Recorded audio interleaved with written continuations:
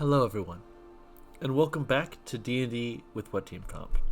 I am your host in Cormundum Chaos, the Uncommon Guru, our chaotic DM, and we are joined once again by the lovely cast of Zarkwarts, who is playing Aurelius, the Human Paladin. I want to say that this session's going to be painful because I know something about my aura that you don't. We have Mary, who's playing Fidget, the Human Fighter. That's me. We have Paris, who's playing Serenity, the Azamar Barbarian. Every fucking time. And we have Kendall, who's playing Artemis, the half-elf artificer warlock. Wizard. Don't look at me. Didn't make the deal thing. No, you didn't make the deal thing. You did the magic thing. Don't look at me. Looking. Staring. Looking. How dare you perceive me? All four of us perceive you. Mm-hmm. For that you must be punished. You failed the stealth check. Hold on, let me just try something real quick. Are we gonna roll a perception check? You see nothing. Yeah, I'm tying my shoes. Probably for the best. Don't want to trip. You don't want to be tripped when you're running away from undead. If you're running away from undead. Look, this is What if you wanna Australia. run It would to be the the first undead? time. You know what? Yeah. Why is everyone anti-undead? We should just go give them a hug. They have their arms extended and everything. Oh no.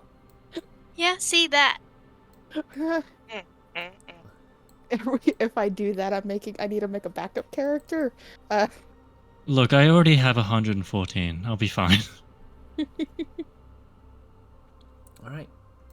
So, when last we left off, you all had been making your way to one of the safe houses to draw some of the attention away from the initial one to hopefully prevent anyone from being harmed while also attempting to give yourself some distance. And in doing so, you've met someone who is perhaps less than desired, specifically by Fidget, as it is her father.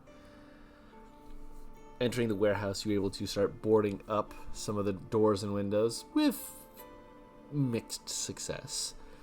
While Fidget and her father had a few conversations, and currently he's in a processing mode, just kind of sitting down and trying to absorb information. As a lot was thrown at him. But then again, I suppose that a lot was thrown at everyone, wasn't it? Mm-hmm. As you were all having moments to pull things together, process, try to figure things out. You... Artemis is skinning a book and putting it back together. Yes, you just were like... Zark, why are you calling Ember a stalker? No. She's following me. I mean, you needed someone to help you, so... Yeah. I mean, I think Aurelius needs more than just, like, some random chick she found. You know, to help him. Yeah, keep telling yourself that Ember's just a random chick to Aurelius. No, this is me being out of character an asshole. Yeah. Oh. It's Zark doing Australian things. Yeah, mischievous bullshit. Anyway, sorry. There's a reason my title in Overwatch is Trickster. Is you're a little demon. He's a little prankster. Just a little guy. But, with that being said,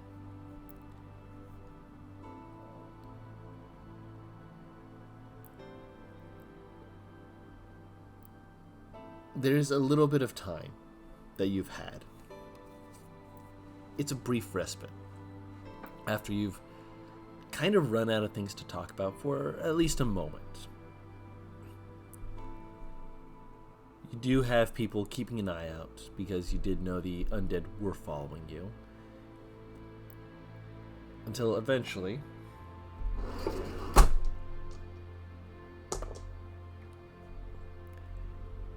midnight. Near one of the windows, kind of peeking out, kind of perks up after a moment. Yeah. Don't they look friendly? Are we surrounded again midnight? Oh, they're gonna be doing that soon, I'm sure. Right now, they're just kind of walking up to us. Although it looks like they're trying to have some of the folk post up in front of people's doorways. Probably make sure they don't, help. That's a lot of undead. How many people is that? 1, 2, 3, 4, 5, 6. They keep moving. 1, 2, 3, 4, 5. Son of a bitch. That's a lot of them.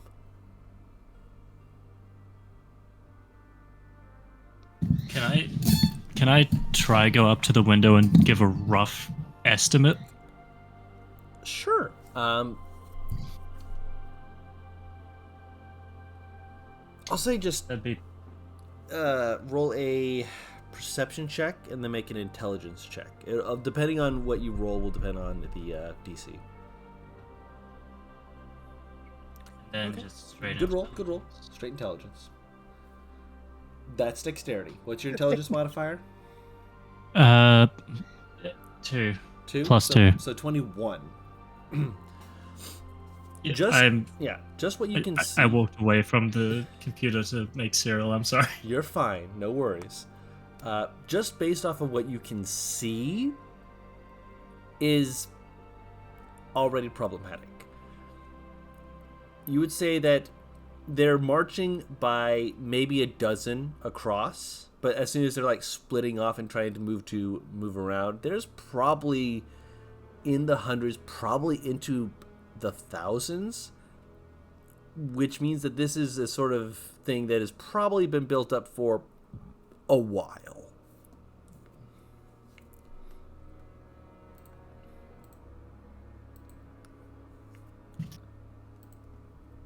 You would say a minimum of 1,000, but it is possibly higher.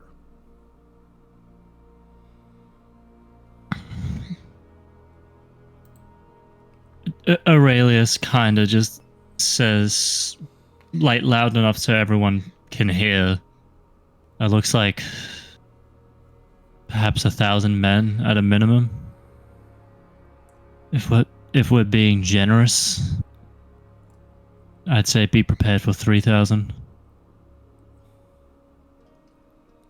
Yeah, we're good, but we ain't that good. Yeah. So, what are our options? Tank kind of just leans on his axe confidently. Fight. Midnight. All of them, big guy. Again, Tank has this look, just like shrug, like we fight. That's an option. Midnight holds up a Are they finger. flammable? Of course they're flammable. Everything is flammable if you use enough fire, except for things that are made of flame, in which case they're dousable, which is the opposite of flammable. Running away is always an option. When Artie asks if they're flammable, Fidget remembers something and hurries over to Artie and pulls something out of her pouch and holds her hand out to her. If you want a little extra fire, I can help you. What is it? Out of character, it is the bead of fireball that Midnight gave her. Would Artemis be able to identify that? I'd say you'd have the time to do so. So, no need to worry about that. Yeah, she kind of gets an excited wiggle at the side of it. You sure? Yeah, I was supposed to use it to kind of draw them away from us, but Emba's got more fire than I remember her having in the other fights, so there was enough fire without me doing the large fireball near somebody's house. And I think you'd have more fun with it than I would. Thank you. She takes it and tucks it into one of her pockets. It's a surprise tool to help you later. Speaking of, on Roll20, I'm gonna actually show people watching the stream and whatnot. They've integrated a new tool. Oh yeah, the new way of showing damage. To show radiuses and such. It'll do cones and squares and all that stuff now. My favorite is cone. Y'all see that? That's where he can see in a stealth video game. Yeah, Velinor can see in a stealth video game. Ah, good. I can finally see in a stealth video game. Velinor's got radar. Yeah, no, that'll be very useful. I am very certain. That being said, excuse me. So we got. So you have fight, run, fire, and fight, run. Fire is part of fighting, but running also means you can set something on fire while you're running. Yeah, no. Those are the two options that are presented to you. Unless you all have another idea of something else.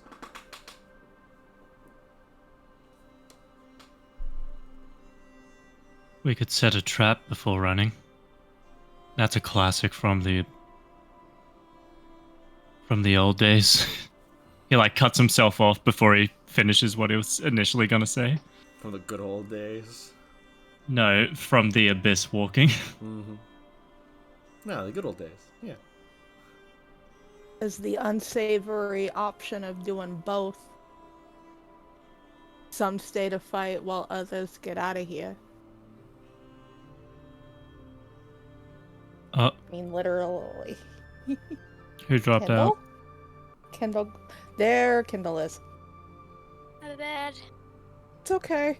It was perfectly timed. Because I said some could stay to fight while others get out of here, and your Discord disconnected. Arvis at peace.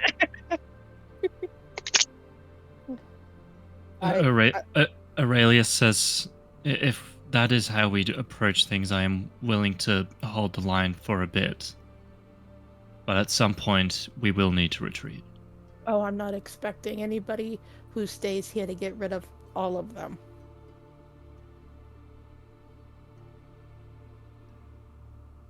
So then we'll need a front line to hold everyone, to hold them back until everyone else can find an exit strategy. And then go from there. Aurelius is just confirming the understanding. I said that's the more unsavory of the options. No, actually, the more unsavory of the options would be here for all of us to stupidly try to fight them. And she elbows Tank's side. Is a plan. I think cause as much chaos as we can to distract them and get the hell to safety. Midnight is the any of the safe houses we have around here.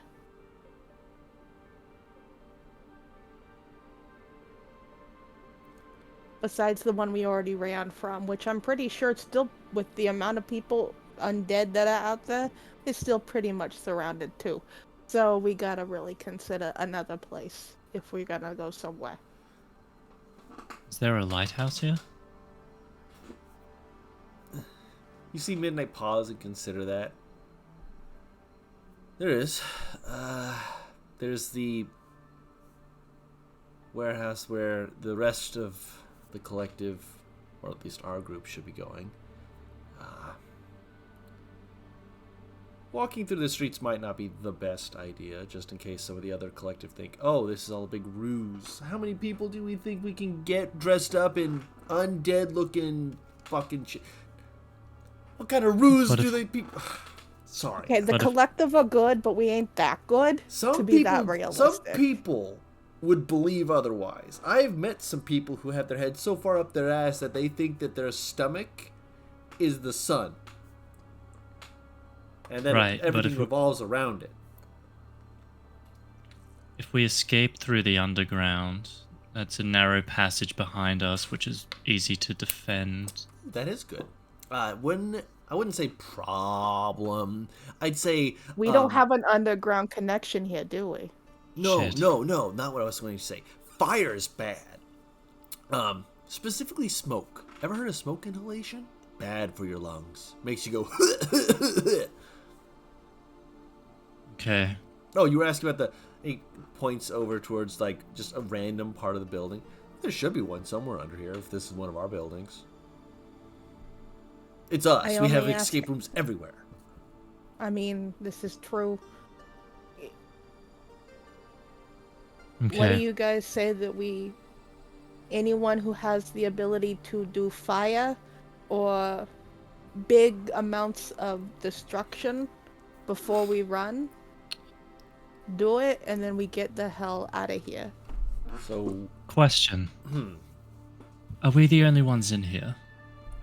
there shouldn't fucking be anyone else in here. Unless there's like, some straggler or whatnot. But they're gonna realize pretty quick that they need to do GTFO when they hear the zombies and the skeletons and whatever the fuck else might be out there. So if we were to lure them in and, say, light the building ablaze and block them inside... These are our crates, Aurelius. You're gonna get rid of all of our stuff in here. Shit. Didn't think about that. I'm not a platinum. If Iceberg wanted to keep all this stuff safe, he should have sent reinforcements to get it, don't you think? Wink, wink, nudge, nudge. Is this because he still hasn't gotten back to us? It's still because he hasn't gotten back to us. Yes! I'm salty about this. I'm allowed.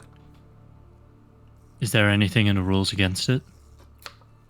Oh, hell no. Destruction of property? That's not in the rules. The rules state you're not allowed to go to the clergy or the guards for help. It says nothing about being as obvious as fucking possible by setting things on fire. Or about doing so to prevent yourself from getting attacked by other collective members, the zombie apocalypse, or other such things. And if Iceberg's got a problem with it afterwards, it's a collective matter, not your guys' matter. At that point, I'm not even sure if it's a collective matter. I think that might actually be a guardsman matter, because then they have to pay him back for the damages and stuff because someone tried to sabotage and set him aflame. And I think he's attempting to work on this new money-making scheme he's calling insurance. I have no idea if it's working or not, but he says that he can probably rizz up the governor for money. I mean, if he can do it, I mean, good on him. Sorry, what did you just say? Riz up? Is that something new? Is that what people say these days? It's collective slang. We stole it from kids. Let's be honest. It's the Still gnomes. don't understand it. It's the gnomes. That's why we don't understand it. Of course, it's the gnomes. The gnomes have such weird sayings. The longer we talk here, the more we're gonna get surrounded, so... Actually, that's actually a good point. We don't have to block off the exits. We just need to set the fire to go off when they start pouring in, and they will push themselves on top of each other because they have no brains, right? They will literally set themselves on fire doing that, won't they? I'm pretty sure this, regardless of whether or not they have brains, doesn't affect how they act. I think Aurelius just kind of goes into the semantics of necromancy. Make an Arcana check to see how much you know. I'll say with advantage because paladins, as a holy caster, do technically get stuff like animate dead. 16. Okay. Yeah. So you go into some of the details. You do know that there are bits and pieces you're missing, but while they don't technically have brains, they have like abilities to make more or less complex thoughts. When given a command, they tend to follow more specific Aurelius describes it as a hive mind. Kind of, yeah. I'll staring at Aurelius when he goes on about fucking necromancy, dude. It's like watching a bunch of ants. They're all given a specific objective and they do it. So, yeah, if you guys try and fight them, you will be swarmed. But at the same time, if you have a whole bunch of them going into a place and it suddenly is lit ablaze... That's kind of what Aurelius is is hinting at throughout this entire explanation. Then anyone who's got the ability to do fire, time for you to shine.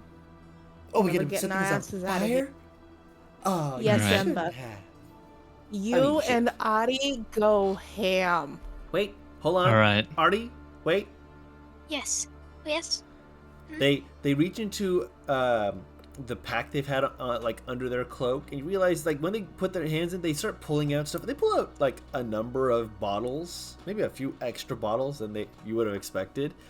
And she holds one out to Aurelia. She's like, "Can you just like pour that over like the windowsills and whatnot? Artie, can you grab this and take it over there? Fidget, can you go up and do this over there?" We're adding fuel to the fire, aren't we? Oil. Even better. Well, didn't And I? Fidget Just take will it and waddle yeah. off. Yes, Fidget does the same.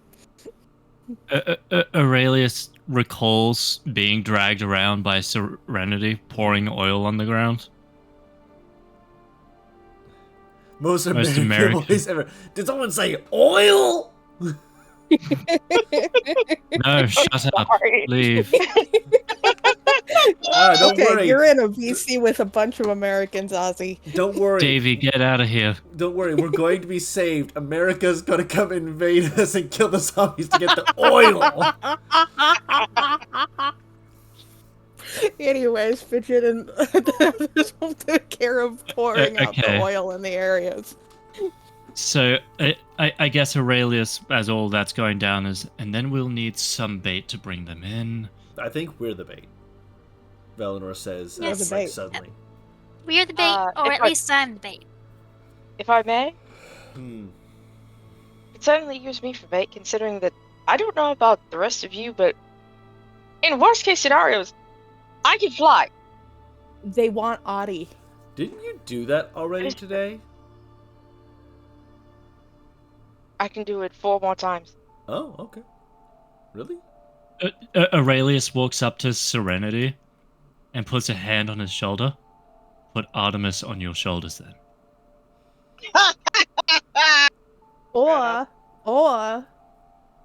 Artemis looks very against that idea. we have a few people here, at least 2 to my recollection, that can make themselves look like Adi. Midnight raises his hand. I volunteer! Points to Maxim. Maxim. And Maxim just Is it over because the he's an elf? What? No, he Is it he because- he can actually do Yeah. disguise. No, she's making a self-work. joke. Yeah, no. She's Oh, making okay. a joke. Midnight just smiles. Maybe. Maxim like looks up Y- like, hold on, someone said my name. What? You know what's funny? Hmm. I forgot Maxim was here because he wasn't on my screen. I had to You had pan to the right to see him. You're super He's staying zoomed away in. from. He's staying away from Fidget's father. But yeah, Midnight and Maxim have the ability to look like Adi. Oh, yeah, totally. Wait, am I being voluntold to do something? You're Yes. being Yes. asked politely. Oh, I'm If you would voluntolding help. him. You know what? From one whisper to another, understood, respect. Maxim is unsure whether he should be hurt or confused. They're currently going with confused. Say both would probably work in this scenario. Yes. Alright, so I guess I'll stand next to one of the fake Artemis with my sword. Just kind of like twists the blade on the ground, like it's making sure that he's understanding everything, but like also distracted by the reflections of the sword. It's like, this thing needs to be sharpened. And I have a whetstone if you'd like. Please. Something to work so on. we've got Aurelius who will be staying behind until they take the bait. Anybody else volunteering to go with the other false Adi while the rest of us get out of here? I'll do it. I think you already volunteered for that. This is Oh, I'm so true. confused. I'm so confused out of character. No, we're, No, it's okay. This is all in character Yeah, stuff. Yeah. That So we're having this discussion. Who is standing with you to like draw their attention to get them to come after us? It's not like a case of you whacking down a few of them. It's just opening the doors and be like, "Come and get it, you sons of bitches," and then running away. Them running in and setting off a bunch of fire. That's the plan, at least. Adi, does your fire have reach? Depends on how far I throw it. How Trying far to can you keep- throw? I was gonna say my idea is to keep you in the back of everybody so that you can still throw it with everybody else and get the fire started, but not in a range that can be grabbed easily. Aurelius will pick up a pebble and walk up to Artemis and just hand it to her. Throw it. She'll throw it. How far does it go? No. I was gonna say, what does she roll to throw pebble? It can go. It can go further.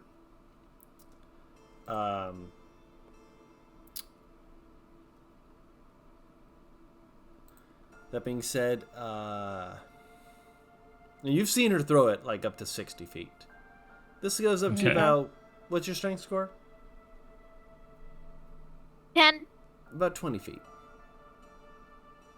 Meaning that without magical enhancements to help out, it's still got a good reach. A decent enough reach. Okay. It's I still also fun. have a spell that can go up to about 120 feet. Okay. Could you use that in combination with the stone? If it is a stone made of something that is flammable. I think he meant the bead that I gave you. Oh, that was a bead? Ah. Sorry, I thought it was a stone. No, it's a bead. It was difficult to see from where I was. I It's could okay. probably throw it and then shoot a fire at it. Like, throw that, start the initial fire, get your father back, more fire, get out. Okay.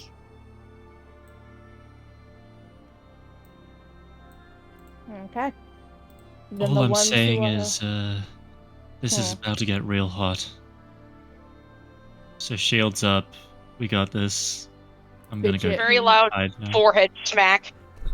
Fidget moves her scarf up to cover her nose and mouth Smart. as she moves with the group that's staying farther back. Gotcha. Midnight will go around looking for an opening, and we'll find out that one of the crates is actually hiding the entrance to your underground exit. That is the chest on the map. Third row. Oh, Artemis is Okay. going to gather up the pages into the book and kind of tuck it away safely. Aurelius just kind of says, before we go, should we Yeah. perhaps take some of these items in here that could be useful to us? We'll be here forever, and we will definitely be surrounded. Okay. Yeah. However, you make a good point. we can all look really fast for one thing and then leave. Yeah. Everybody pick a crate. All right. Oh no, loot boxes. Yes. Everybody pick a If they got shit to say about it, they can talk to me. Hold on, Fidget says. I'm gonna roll a d100 to see what my Oh no. my chances are. I was gonna roll. Yeah, roll the D100, and if you want, you can roll a D40 to pick which box. Unless you want to pick that box that you're next to. I've chosen this You've box. chosen this box. I have Roll it, chosen please. this box. Everyone pick a box. And roll a D100. Yep. No, I got the common item. Ah! Alright, so Serena's on that box. Gotcha. Okay. Alright. Alright. So, Aurelius and Serenity. I would like for you to both roll me 3 D12s. 3 d12s. Alright, that's weird. What do you mean that's weird? Same as D100. It really wants you to have the 23. In your crates, there are respectively 23 and 24 basic health potions. You probably can't take them all, but that's how many are in the box. Okay. Aurelius will chug like a few of them and then take the rest. Okay. I'll That he take one can. and then take 21. Basically, Should I- I'll what I'm trying to do is I'm trying to get Double Aurelius kill. back to max. Yeah. Yeah, fair. So that'll be. Okay. I didn't take all. You're being a smartass, and I love you, Paris. Are you going to try and take them This is- all? No, she's No. not taking them all. Minus the She's- one. I took she's 22. I took 22, drank one, have 21. There were 23. How many do you think is in? Except, you know what? I'm going to use Dark Souls numbers. Aurelius is going to carry 10, and That- put them around his belt. That was the number I was going to say. Hmm. Paris wants to try and carry 20. I regret nothing. I will say And this means you're Aurelius probably not will- in the front then, because you're, not going to be quite carrying and running back at your maximum speed, unless you'd like to Oh, try. fine. Would you like to? You're allowed to. He's just making you encumbered. Yeah. Why am I encumbered for potions? It's the volume, not the weight. Fair enough. Alright, fine, 10. All right. So No fun. Hold on, Aurelius hold comes on. back from the. Sorry, There's still more. Kendall, got ahead of us. Yeah. you find in yours an array of ranged weaponry. Looks to be pretty basic stuff, among which you do see that there is some slings with sling bullets. Say probably about like five packs of each. And when you open it up on the inside, it says Walloping Wonders.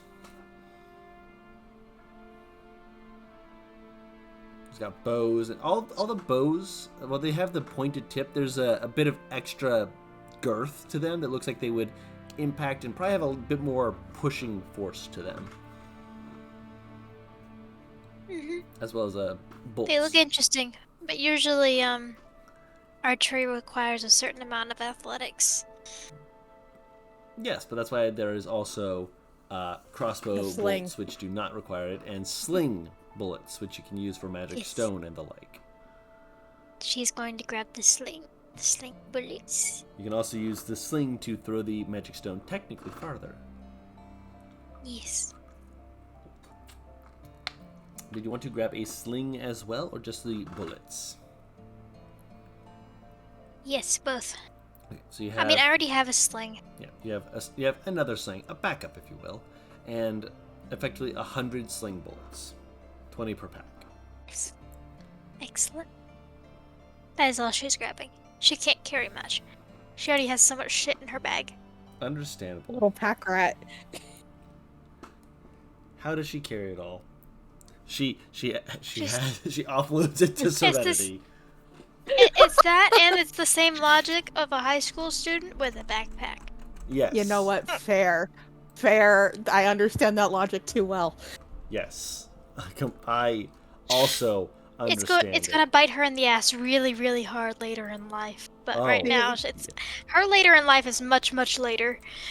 Seeing as you were also carrying health potions. Yes. Ooh. Okay. Hmm. Is that for what Fidget found? Yeah, you found something potentially pretty cool. Okay. Oh my god, you got a legendary skin.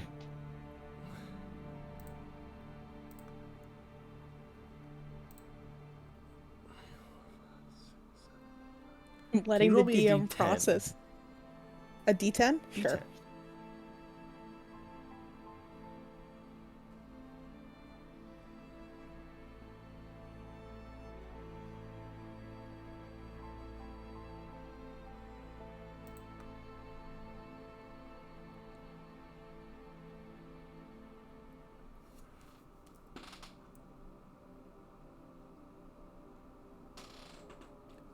I like that. I think that's fair.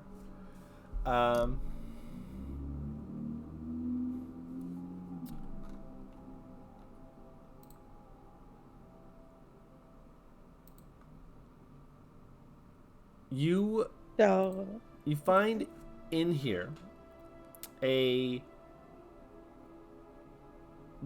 bunch of, it looks to be like a lot of like hay stuffing and whatnot, and like you kind of look through it, it looks like it's like basic claws and whatnot, and you're like, this no, and you kind of pull it to the side, your hand brushes against something that's definitely not cloth, more not fabric, more, oh yeah, it's more like a papyrus or paper. Kind of reach in, pull it out, and you pull out what appears to be a spell scroll. for the person who can't read.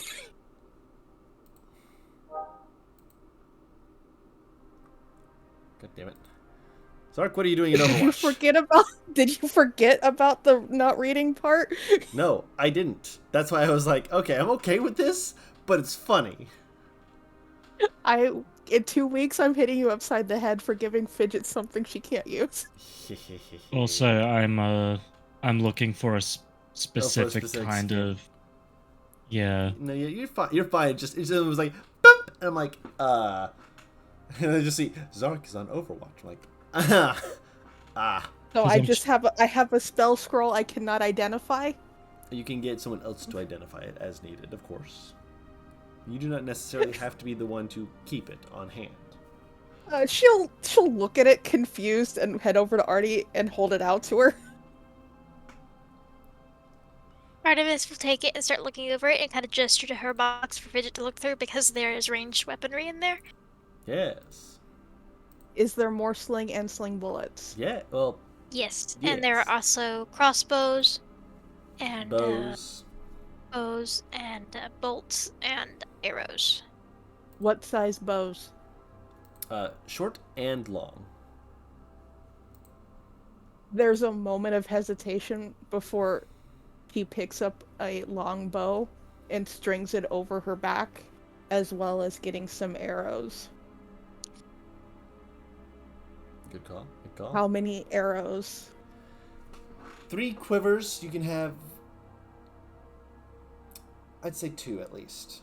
Both full of 20 arrows. Okay.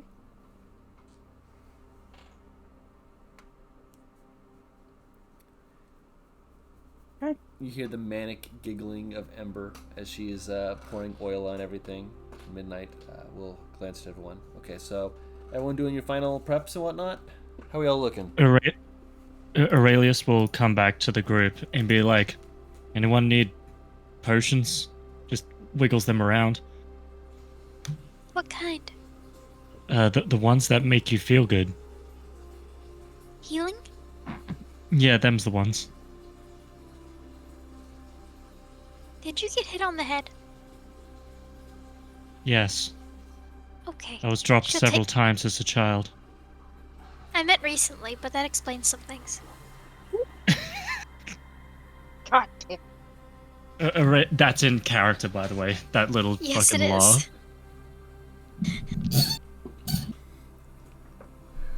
Gesundheit to your chair. Again, that's my mic. I don't know which one it is, damn it.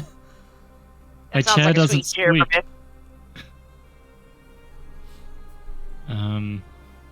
So were you saying, was it 10 or 20 to a quiver? I'm making 20. sure I was correct. 20 to a quiver. I'm making sure I put the right amount in my inventory. So I have 10 healing potions. Who's taken them? I should probably have at least one.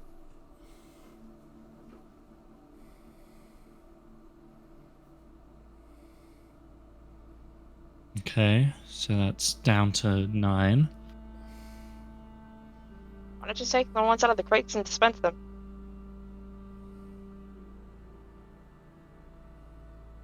I'm trying to just divvy up resources, man. As you're talking, after you've gathered up at least your sum currently, you begin to hear chanting. Almost here we go with the song or a hymn What language? Abyssal. Oh, no! Ah, shit. Imagine both Serenity and Aurelia just like, what? Wait, hang on. Aurelius's jovialness is suddenly cut off by a deadpan stare towards the door. He returns any remaining potions to his belt and is drawing his sword ready for anything at this point. You see by this point that Randolph has stood up and he goes to check one of the windows, and you see his hand is just on an arrow, holding it as though he's ready to just snap it, pull and draw at any moment.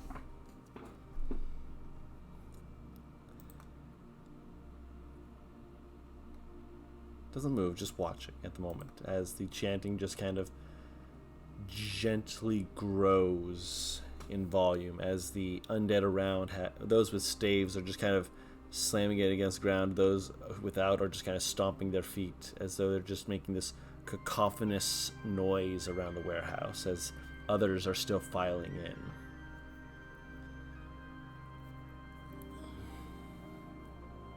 Are we? So do we wait for them? All Do right. we open the doors? Do we fire at one of them? What do we do? We wait for Let's them get- to break through. We'll be here for a bit. We should just get out of here before waiting too long and letting them do more than they're already doing. Artemis, Yes. with advantage, I would like for you to make a intelligence check. Tinker's tools, if you'd like to use them to make effectively a way to trigger an ignition while you guys leave, if that is what you are attempting to do by having you all scuttle away while they break in, or if you wanted to do it manually, you do not have to make this roll. It is your choice. I'll do the intelligence check. Okay. At advantage. 16. Okay. It's not your best work. You're immediately aware of that. But it will do in a pinch, and it will effectively what you're doing is you're wedging a torch into in between two of the wooden slats so that it is not going to fall on its own, but has effectively a string or something that's attached to another slat that if it's knocked over, which it should be when trying to get in, it will pull it out, hit the oil, and set this place ablaze. Okay. A simple trap, but highly effective. Especially with the oil spread across the floor and the like to catch those who are running through it. It's not a lot of oil, not nearly as much as you'd like, but again, sufficient for your needs. For now. For now. So you all are looking to head into the exit, as it were, back down underneath. I believe so, yes. Okay. You all collect what you can, what little you can, really, and climb into the crate before, I would presume, Tank being one of the last people with Serenity just before him, making sure to cover the rear in case they bust in before. Pull the crate's lid shut as you all clamber down. It's a familiar sort of place. Stone hallways and the like, giving a sense of space and width. I'm imagining Aurelius's sword is creating a light in here, even if faint. Only faint. Those fidgets. Yep. Yeah, it's still Lightsaber technically glow. moon touched. It's Yep. the lightsaber red glow. It's the lightsaber red and the lightsaber green, or moon touch great sword blue. I know what I meant. I knew what I Turquoise. meant. The turquoise. Yeah, my brain was like, it's somewhere between those two colors. Turquoise, that's the word. It gives a faint illumination, enough that you guys who don't have dark vision can see for a ways. As you guys start to make your way slowly, trying to make sure you don't bump into too many things along the way, there is a dampened, very quiet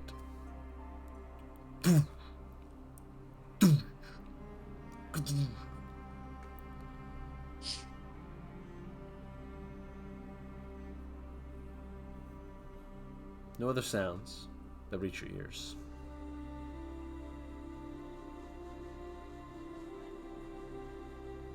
A small little bell from somewhere down one of the hallways suddenly goes ding ding ding ding ding ding ding ding.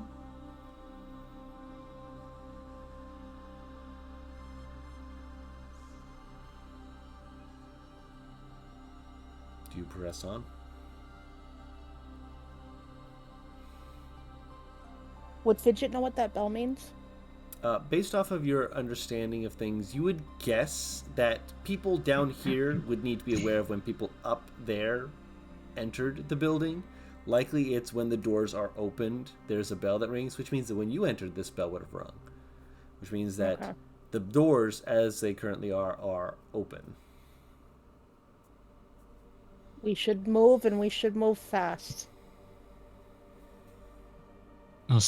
I'll guard the back line in case anything happens. Okay. Once again, at this point, it's very obvious Aurelius has fallen back on his watcher training. Wait, I've got little legs. As you're like being like, I got little legs. Tank like takes a step back to get just behind you and kind of just scoops you up and just keeps moving. You're suddenly very tall. Artemis will kind of flail a minute and then just kind of hold on to him and look around as she's being carried again. In Elf, she says, "What? You said you were very little legs. I've got bigger legs. What might do?" Yes, I just wasn't expecting it. Really? I thought Serenity... never mind. Serenity, you're not Serenity. Fair. She also asks. Am I supposed to ask when we need to move Most quickly? of the time. I usually get a verbal warning before I'm lifted. Because I kick people. Yes, it is Subtle, the right is subtle. amusing.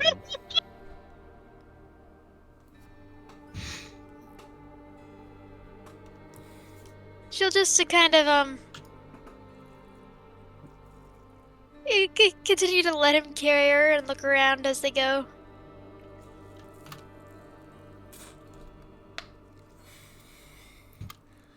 Squeeze. As you're looking around, you note again, various different bits of markings across the wall. Things that you won't be able to read because you're moving too quickly. Damn it, Paris. After about a minute, there's a audible and just multiple things as one of them apparently slammed into a crate, knocking it over and hitting the correct one eventually. They likely don't realize that that's where you've gone, but they're probably just looking around and probably being just a general nuisance of following a very simple instruction. Most likely, find them. They don't appear to have come down yet, but they likely will soon. But you're making your way forward.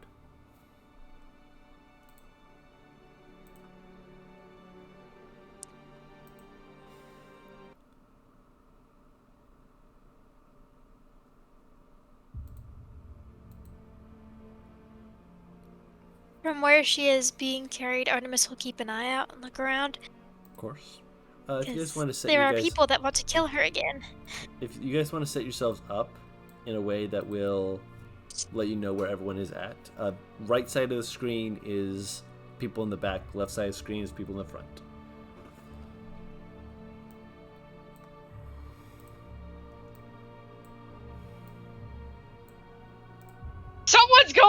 spot, damn it! Where are we go? Where am I? You're Oh, with yeah. Tank, so you're right next to Tank. Tank is carrying you. This one? Fidget Yeah, will probably want to have like Midnight with her since he knows this where to go. Where's the back line? On the right side. Where Yay. you are.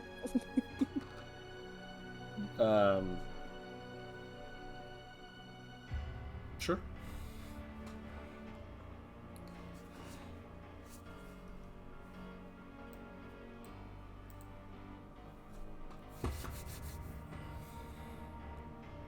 So, making your way forward, making your way deeper in. Midnight, actually, you said you want midnight more here, so an easy fix.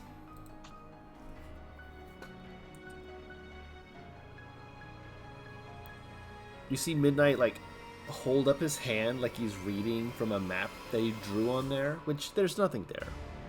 But he's acting like he's reading from there. And he seems to be making like actual choices based off of it.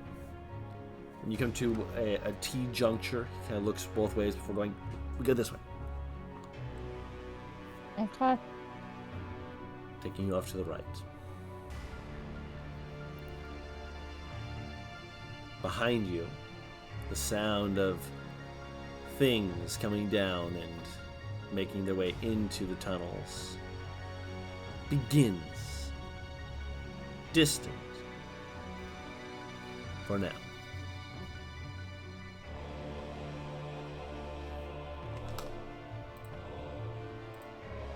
While walking, Fidget has pulled her hood up over her head Mm-hmm. and is walking faster. It's kind of like the best way to put it. She's fucking Darth Vader right now with the red lightsaber, the cloak billowing. Power striding. Yes. I dig it.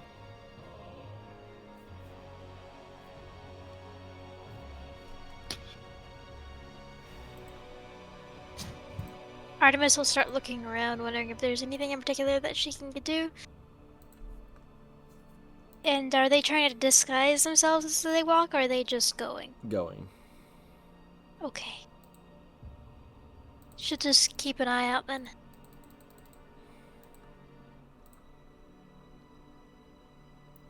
Does that make me Obi-Wan since I got blue? I mean, you're more Obi-Wan than Aurelius is at the moment. Aurelius has fallen deep into the dark side.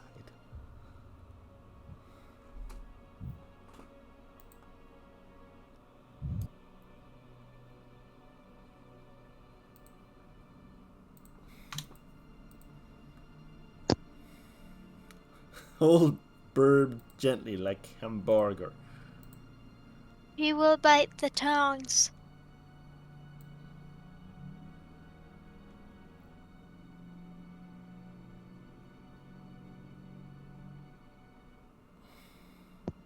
Sorry, what was that? I heard talking with fiance had come into the room.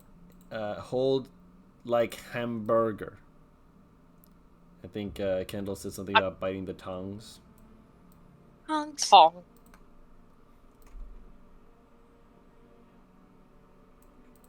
Yes, good.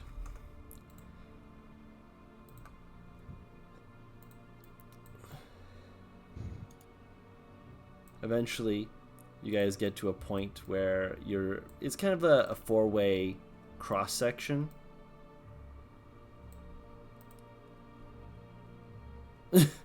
Hold burb gentle like ice cream cone.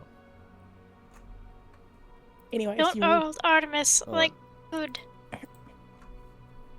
Tasty treat. Can't be beat.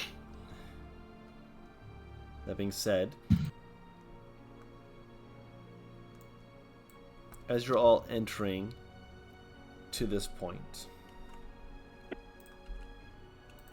you hear the sound of these creatures getting rapidly closer.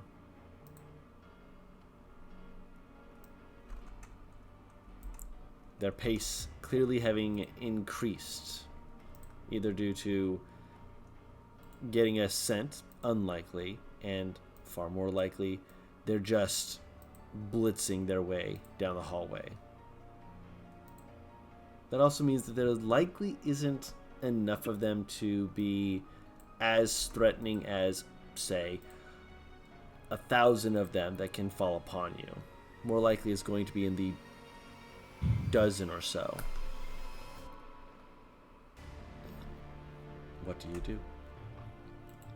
Fidget will stop walking when she hears them getting closer, turn around and just go, Tank, get Adi behind us. Tank will nod. Felinor, you still got that shield? Velinor nods.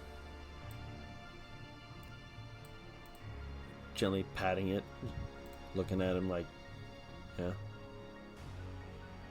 You ever heard of a phalanx position? I should smack As Aurelius puts his sword away and pulls out his spear. He looks at you and he says with all seriousness, I should smack you for that. But he moves shield and spear up. He doesn't explain why. He just says, I should smack you for that. No context. Only I should smack you for that. Okay. When Aurelius does that, Fidget moves so she's in front of Artie with her sword out. Alright.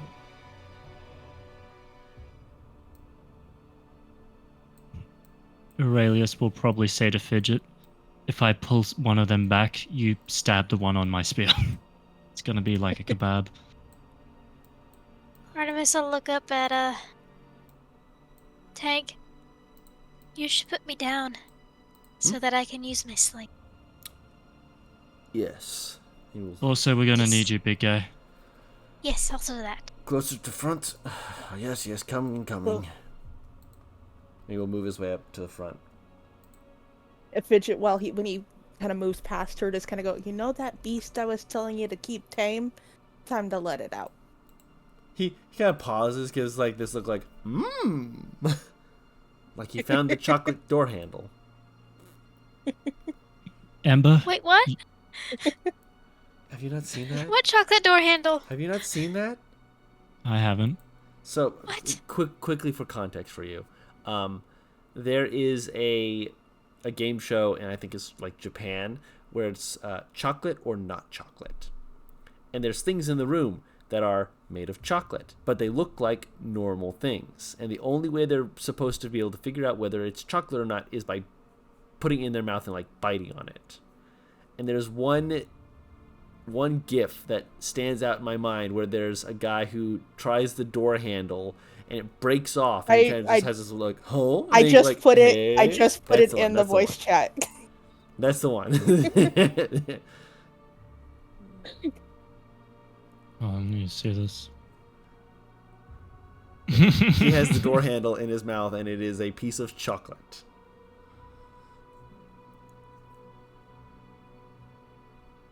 And it just like wiggles his eyebrows, like, yeah. That is demented. Yes.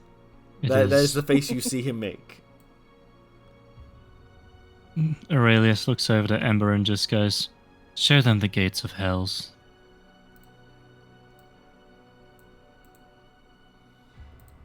As you're saying that, you hear the crunching sound of things slamming into walls and moving around before several of them surge around the corner. A moving swarm of them. And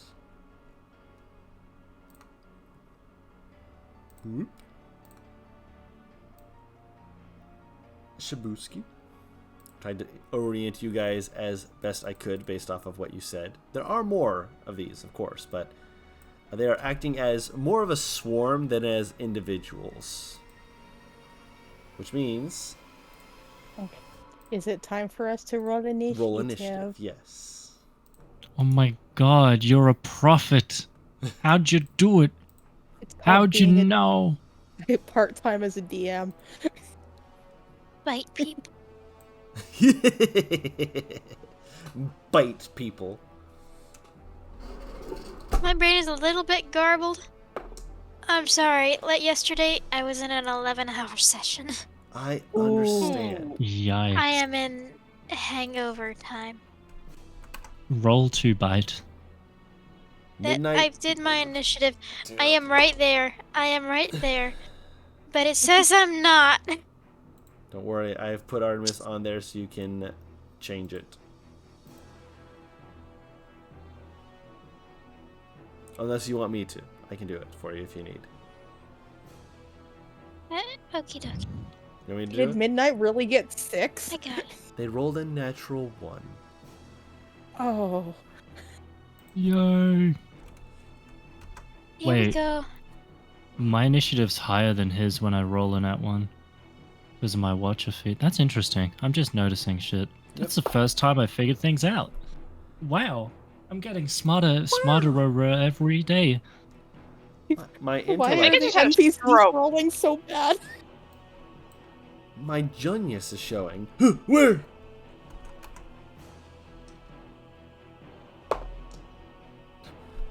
There's one.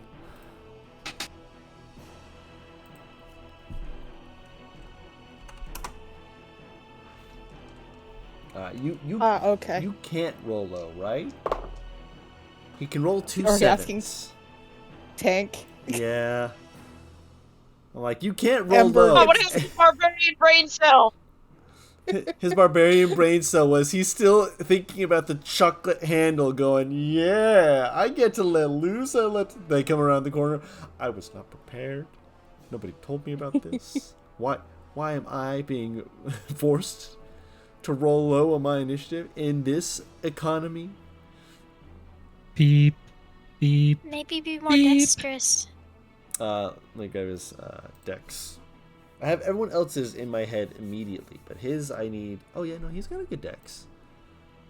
I mean, it's just that he, Obviously rolled, not good enough. look, he rolled an 11 total. It's still higher than some of the others. Yes. Midnight gets to bring up the end. Midnight's just like, That's weird. was I supposed to? Oh no. I like the thought that everyone's like talking, getting ready, Velinor! and fucking Midnight's like, no, No, Velinor's worse. oh no. Velinor on a natural 1 can get lower. In a 4.1. And so with the Fucking- enemies. Okay. Because of course. That's where you get the good roll.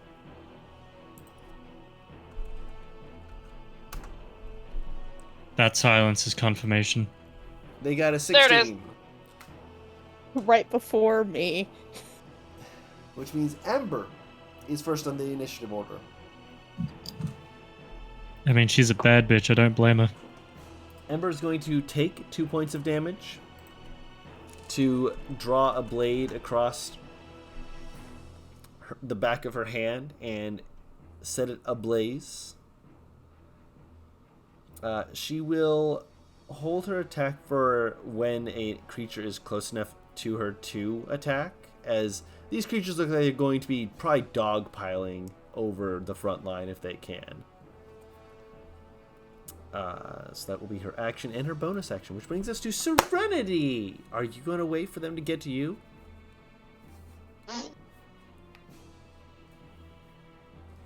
No. She just climbed over everyone and said, fuck it. Like the No, idea fuck out my way. that she just like vaults over Aurelia's shoulders and it's like, ah, fuck. Warn me next time. Phalanx Jeez. position! Phalanx position! Get better shoulders. I'm raging. Also, I don't know why Velinor was set to DM roll. I just realized that. Yes, of course you're raging. A better swing. I am a little too high for this thing. Here we go.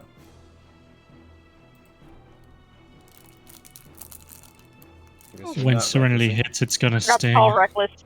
Yep, so you're not recklessing this turn. A 12 does hit. This is, remember, a swarm. Oh, that is true. Fair enough. So they do resist this damage.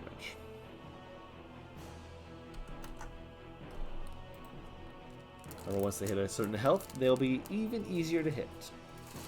So second attack, that will definitely hit. Okay, sorry. I was making sure I was adding the right stuff. Good damage, good damage. So you basically slam into the first one, kind of just spray him across the backline, slam into another one, just spray bits of them across it. They're still going to be moving forward. That your turn?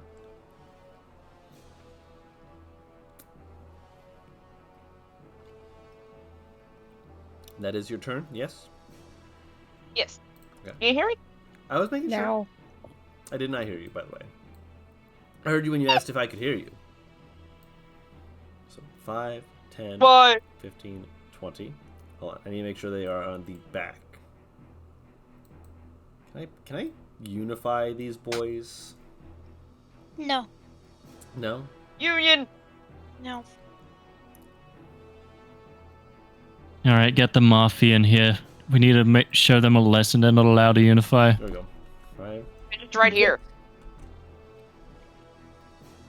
face to face with Fidget. Yeah, they are crawling over people immediately, which means that wait, is there an extra guy in there? Oh, he's all alone. There's supposed to be 2 more people. My bad. We'll say those are the 2 people surrounding cut down. Everyone who are in the swarm at the moment needs to make a strength saving throw, which will be Ember, Velnor, Tank, Serenity, and Aurelius. Strength. Strength saving throw. Yay. This is to not be pinned to the ground as they are climbing up top of you. Ember's fine. Tank roll a natural 1 and then a 2. Tank. Tank is... I distracted him. No. You're like, you can do it. He's so busy thinking about, man, I can do all sorts of things now. And just get shoved to the ground. He's actually, no, he rolled the natural 1. He did not get the 2 because he's not raging yet. No, he's not. Nope. Oh, even with the +5. Yeah. Actually, what's his modifier? 1.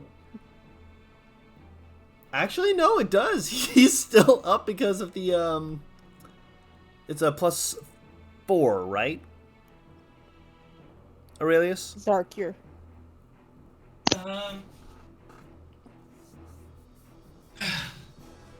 Caught me away from keyboard. +5 to what? Your aura.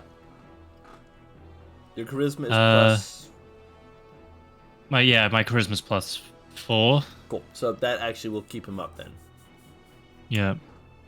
Almost exactly what he needed.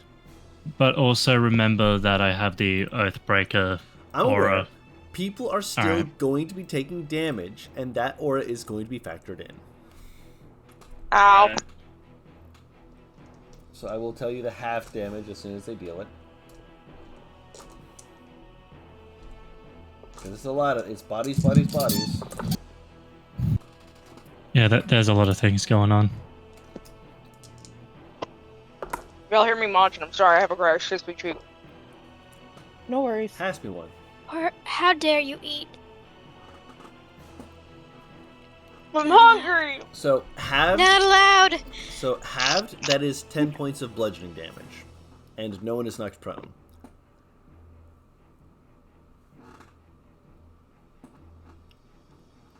Sorry, it's 10 points of what damage?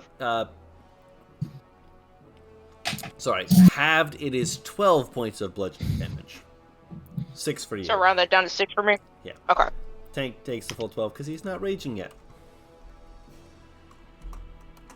Don't you wish you were Poor higher bud. on the initiative instead of rolling up flim flammery flip flop? The dice laugh in your face for you who are complaining. I'm going to continue to do so. Alright, so that is their turn. Okay, Fidget. time for Fidget to have fun. Mm-hmm. Seeing as one got right in her face. Mm-hmm.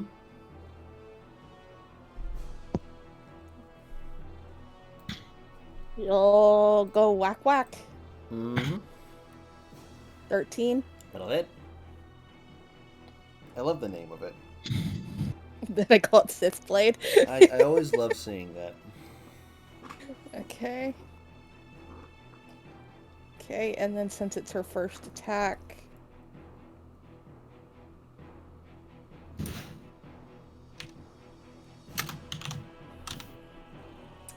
Then second time. Nat 20. Fuck yeah! Fuck him up! Fuck him up, Sith! Oh, remember the crit thing. What are the two options?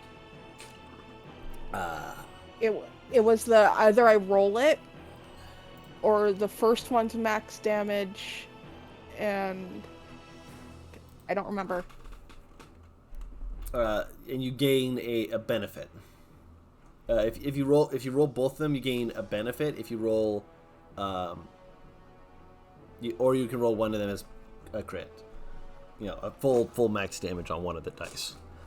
I'm gonna roll both of them, and I don't know what the benefit would be Yeah, that she gets. you will get a benefit. Okay, let me just do it this. Also, I was saying about the sword. I believe it had something on a crit, did it not? Yes, it does, but I have to roll my crit damage first for you. Gotcha. Woo! Yeah, almost max damage. Let's see here. I'm reading through everything.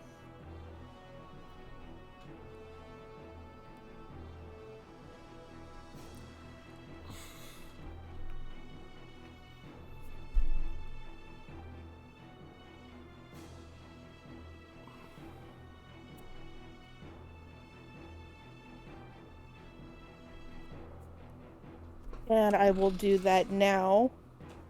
I have to roll a hit die real fast. Give me a second. Because this will be fun.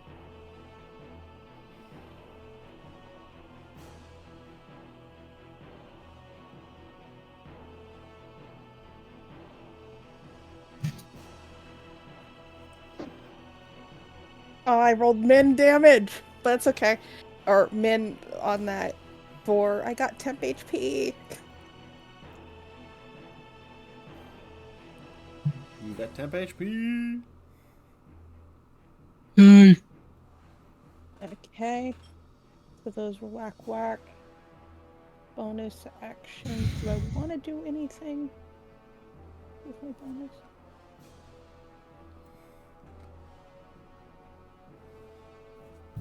For now, I'm gonna leave it like it is. Sounds good. So I'm done. All right. Aurelius. Yay. So, the guy on top of me, how on top of me is he? Like on top of you. Like you're holding him in the air on your.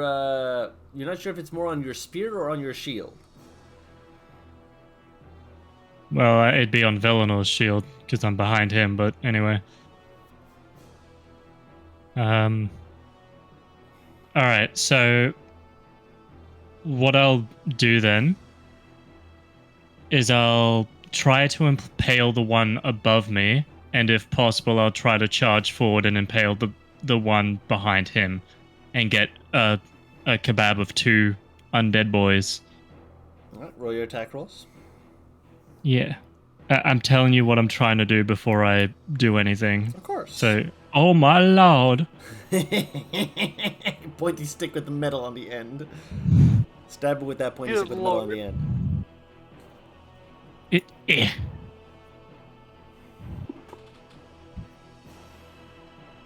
So that's the first guy.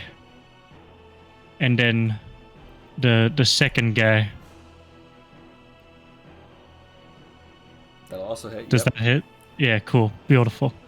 That's not crit though, but that's fine. You slam it through the first one and just keep going as wham, wham. And once that's done, let me check bonus actions. Yeah, that's all I can really do. Basically, Aurelius's goal is to after this pin them to the ground, like with sheer force of will, and just keep them there until someone else can come in with like a sword and cut their heads off or some shit. Trying to soul pressure a swarm. Also, wasn't Ember holding her action? Yes. Thank you for reminding me. Wah. That'll hit.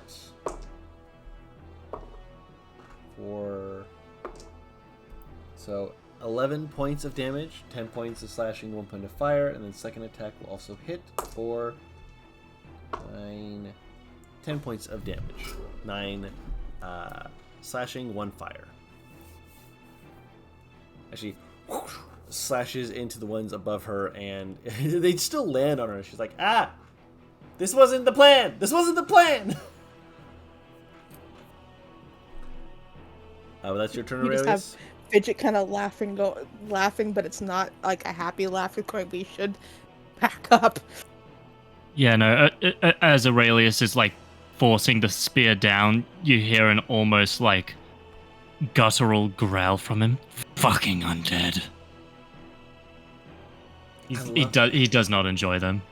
I love all of your visceral hatred towards undead.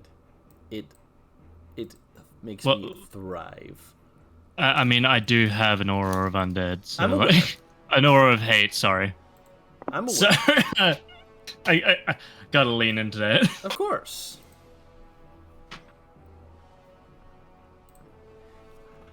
Maxim just kind of like looks at the one on Ember, looks at Fidget, and sees her just carving into things. Just like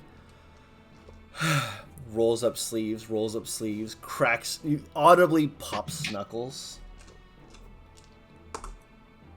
It's going to start. Punch. First attack is for 9 bludgeoning damage. Second attack will also hit. It's roll really low to miss. Is for 10 bludgeoning damage. Bonus action. Natural 20. Y'all hogging the crits. Give them to me. Reckless attack then. Oh wait, no, this isn't fucking tank. Give them to the barbarians.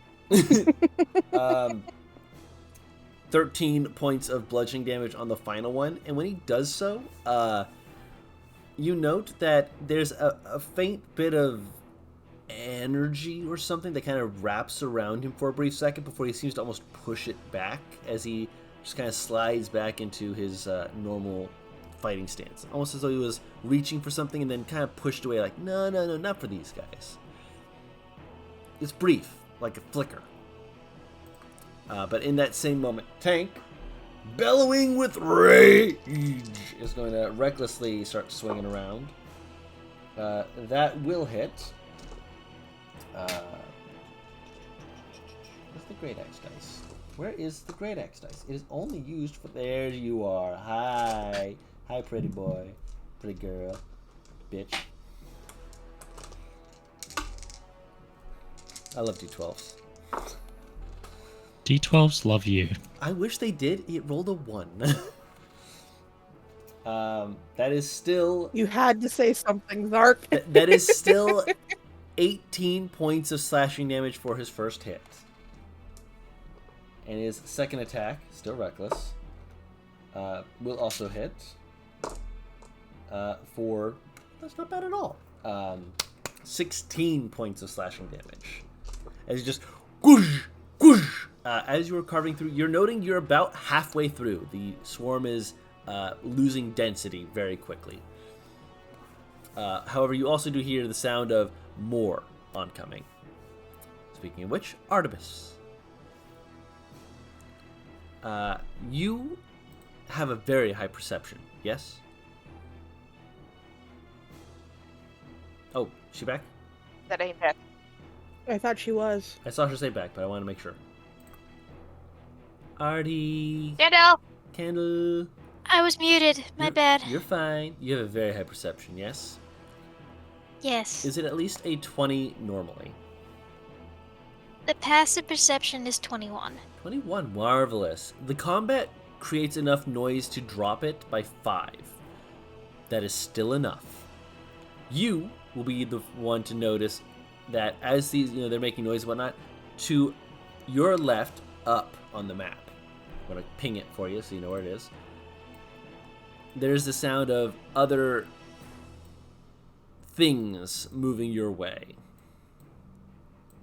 Cool. That goes Am I into the on spy's murmur. Oh, here we go. Now you can all see it. Oh, wow. It's like that one. Up this way. Okay. That path. There are That's more that are right. coming that way. From that side, at least. Okay. Yeah, sure, Okay, sure. yeah, All- that's left. You're all cute. You're gonna keep doing it. Okay. If I put that away. You, Yeah, Apparently you those get told two that in the shared the brain spy's murmur. Sorry. You get told that in the spy's murmur, and, Artemis kind of takes a couple steps forward toward Fidget and pulls out a shaved licorice root. Kind of taps on the back of, Fidget's back and casts haste. Just like her eyes get large for a moment before going, oh, I know this feeling. And look over her shoulder going, thanks, Ari.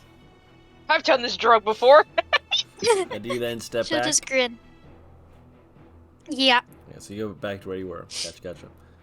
So you said it in the spy's murmur. Sorry, I moved before it was your end of your turn. End of your turn? Yeah. Okay.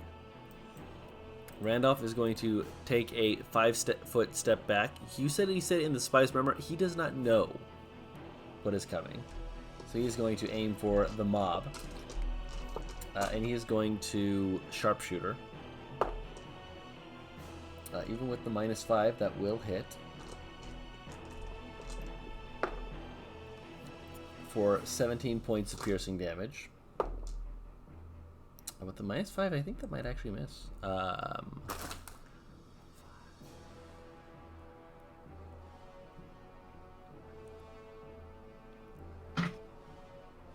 Actually, he misses. A rare occurrence. But his final attack does not miss. As he fires for a third time, dealing 16 points of piercing damage. And the swarm that is on top of you is looking rough. As Midnight kind of looks around just like, am I actually needed here? Like, I could just kind of sit back and kind of polish my nails. What do you think, Artie? Wait, no, you mentioned... Fuck! Damn it! Don't worry, I've got a plan. It's genius! Right? What is it? I just need Are we to... setting things on fire? Technically, no. However... I hate that I thought of this, and I hate that I realized that this is technically a really good idea.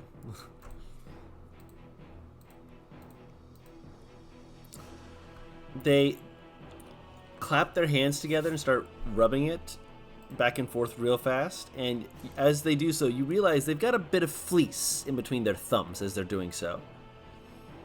And as they kind of step down, they kind of like do like a little like one like leg popped in the air as they kind of blow into cupped palms. And as they do so, you see what looks to be flecks of dust for a second until you realize it's beginning to rapidly increase in size into what appears to be illusionary bricks.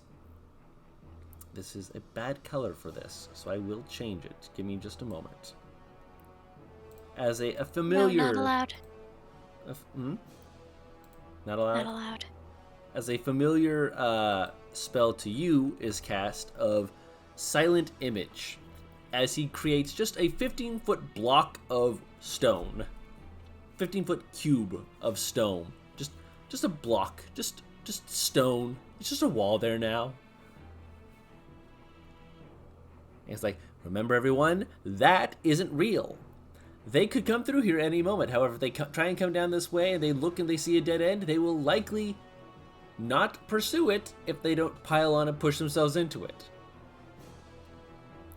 Yes, but they're undead and dumb. They're undead and dumb, which means they're not going to check it. They're going to see a wall and they're going to hopefully turn away. That was his action. He's going to just kind of gently scoot back a little bit.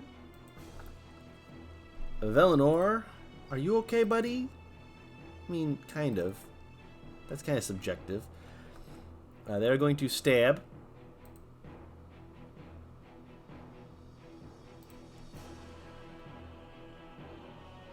What? What the fuck? What?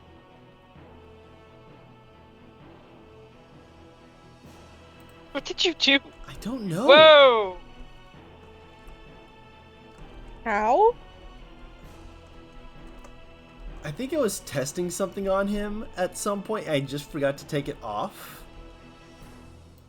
He hits. He's fine. He does 8 piercing damage, but that was... I don't know what happened there. Brain machine broke. Brain machine broke. Call for spare parts. That was weird. Oh, excuse me. I'm so confused. I'm like, wait a minute. That's a 6. How did he get a 16 on a nat 1? No, that's a 10. But it is a 10.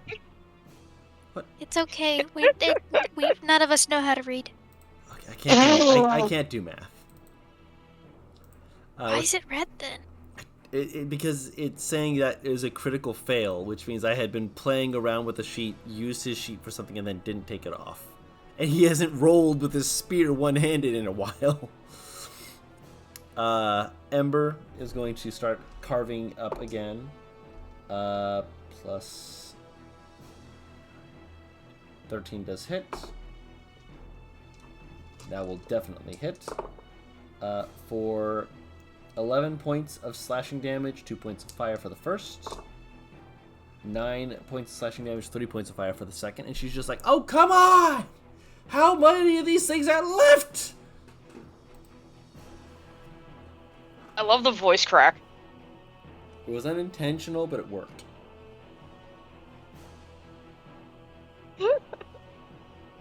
My turn. Yes, it is your turn.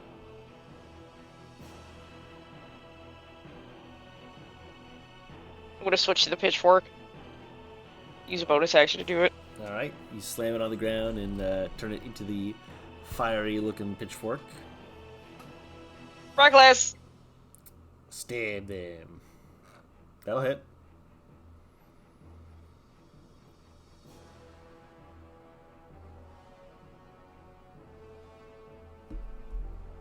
Nice. Okay, so with that, you pin the last few of them and kind of slam them into the ground wall, wherever you want to put them. Floor will do. Put them into the floor. And so this current group is down. They're dead. There are bodies. So I will move them off of you. However, you can still Immediately hear going through the group. Time to go! Yep. The others coming.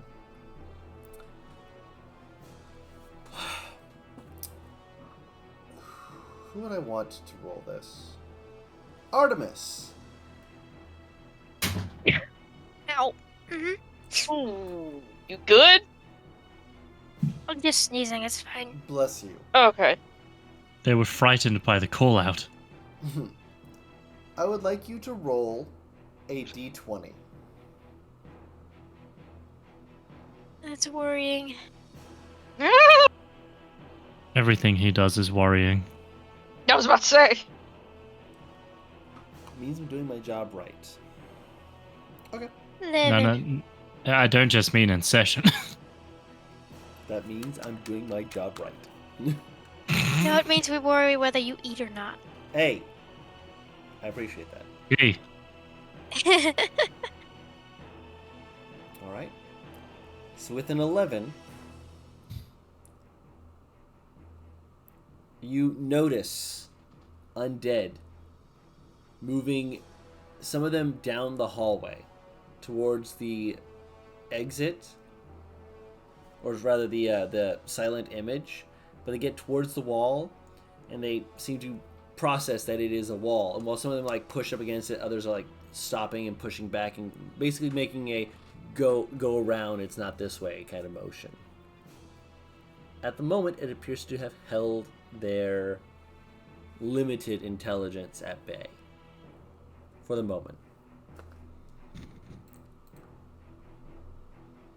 That's not, but you do see that they are moving rapidly around, and they will be more than likely coming in from this side if they continue the way they're going. Okay, that gets put into the spy's murmur as well, and kind of murmured out loud, but kind of nonsensically because it's Artemis. Sorry, say that again? No. Shit, we have to decipher that. No, she says it bluntly over the spy's murmur, but anyone that hears her say it out loud, it doesn't make a whole lot of sense. Okay. Yeah.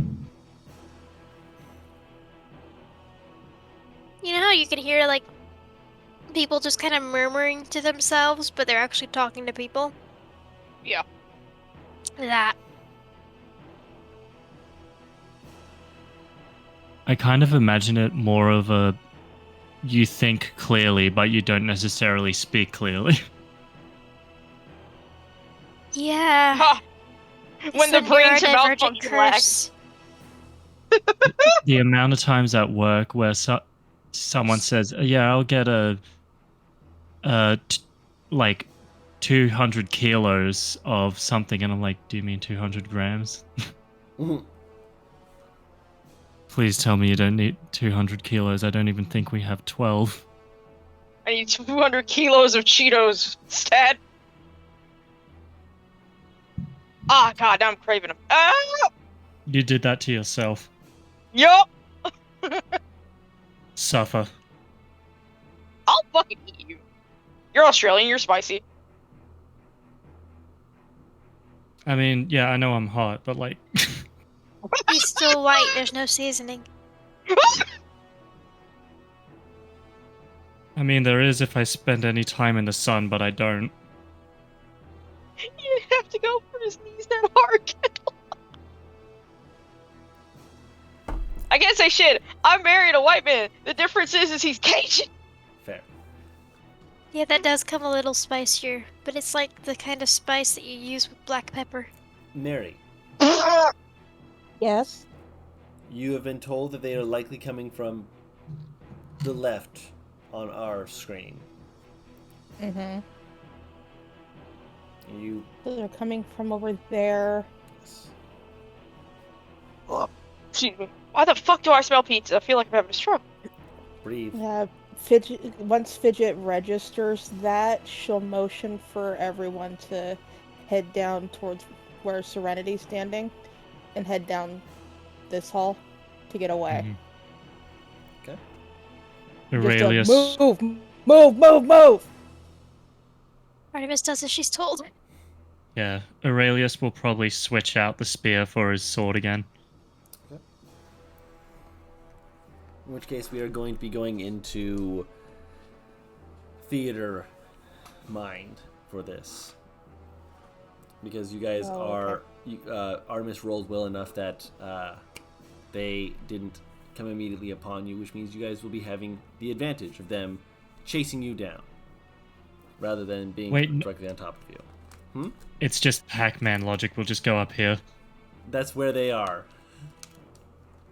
No, what I'm saying is it's Pac-Man logic. We go down to the next part of the tunnel system, right?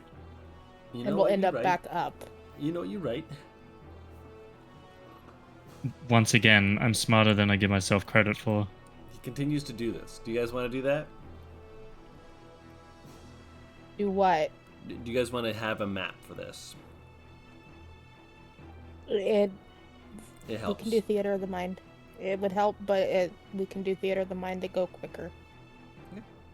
Everyone want speed or does everyone want precision? I'm happy with anything. I'm happy with anything. Helpful.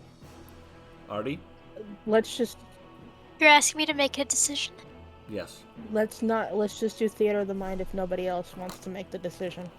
That sounds good to me. Sounds good. 1 second. This music's great. Let's move to Undead 2. It's more upbeat. Makes sense because our fucking heart rate's gonna be increasing if we're running.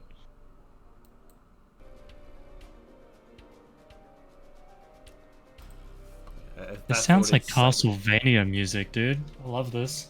Jazzy.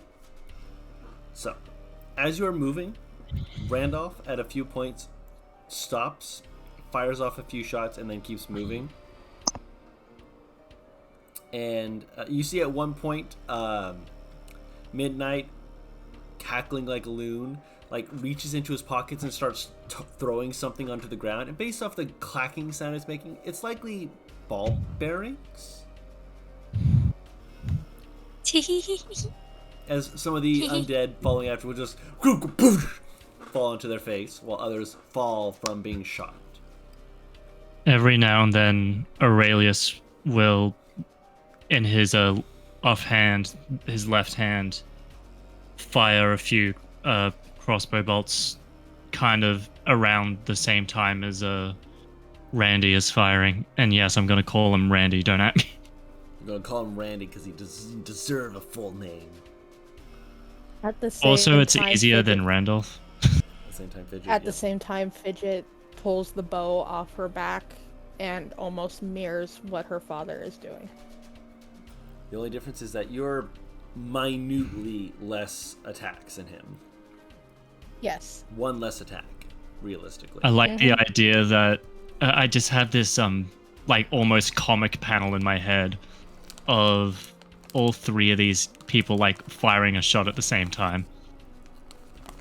I can see it.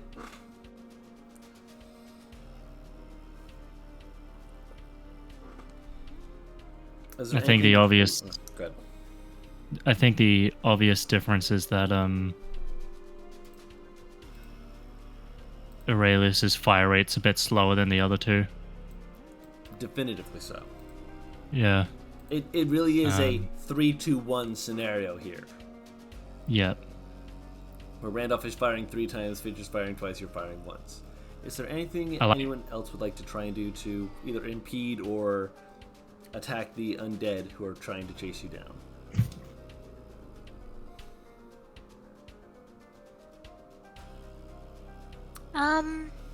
Hold on a minute. Let me see what I have. Okey-dokey. Gremlin noises activate. I'm in the back. I can do things. I got ingredients. What about you, Serenity? Are you muted? Back! There she is. It's like I know you or something.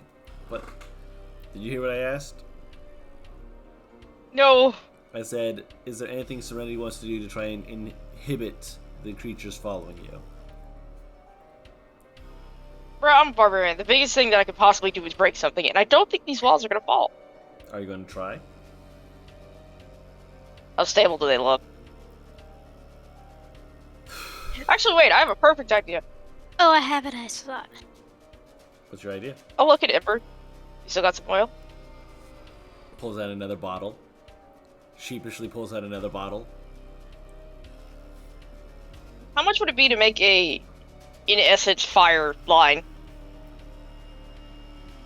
To basically just put a pool of oil on the ground and then set it ablaze. Yup. I'd say that'd be 2 actions, one from you, one from her. Well, her, then you, respectively. Okay. Let's do that. So she will slam the oil against the ground at your direction, and you are going to set the fire ablaze how? Fire blast. Gotcha. Using the spear. So you just point it. You guys all watch as she has energy pool from her more fiendish form as it fires a burst of flame into the oil, setting it on fire. It'll slow some down, but eventually they will start pushing each other over. But eventually. What did you want to do, Artie? Because it sounded like you had an idea.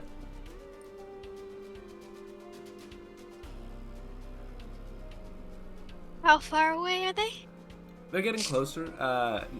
At closest, you would say about 90 feet. Cool. So I had an idea. You could tell me no if it's not feasible. Uh-huh.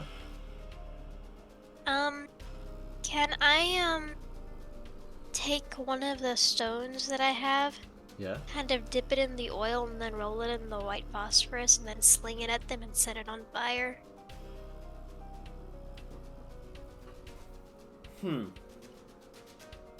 Firecracker. Technically, Serenity has already lit the blaze for you. Okay, then never mind. So, no, that means that the fire's there, but you doing that will help it spread further. Would you like Is that to a do good that? thing or a bad thing? Considering the fact that fire is bad in a closed tunnel like this, for a bunch of bodies that are trying to follow after you, it would be a good thing for you to hit them. It would be potentially causing a bit more smoke, which just means you all will have to run faster, which you're already doing. Okay. Yeah, and Artemis will shout at everyone to pull up their masks over their mouths. Okay. Before she does it. Also, make a. Fidget already had hers up. Of course. Fidget was ready for this. Fidget was like, I'm dealing with a pyromaniac. I'm going to have mine up. Well, for other reasons too. To look cool. Aurelius is like, what must... She's like, pull your shirt over your nose. Make an attack roll just for the fun of it. To see if it lands on an enemy first or if it lands in the fire. What do you want me to click on for the attack? Because Like I the imagine sling? you're going to be doing magic stone, click that. Okay. Oops, sorry. I'm still You're on fine. advantage. So 15? 15. 15 is enough. Whip it, sends it flying into the midst of them, lands amongst a few of them. You see one of them like do that comical thing of like it falls in between like two of them. It looks down like, huh? And then it hits the flame, and just whoosh envelops a few of them. And they're just screeching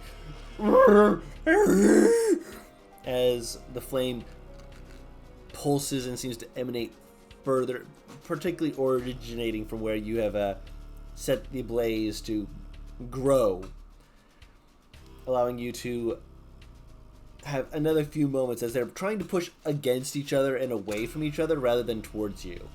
It'll give you another good 30 feet minimum. Cool.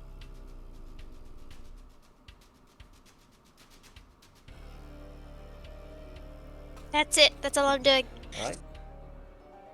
With everyone running, well, like, everyone to individually make a choice of high or low, and then roll a d20. Hi. Oh. Low. Low.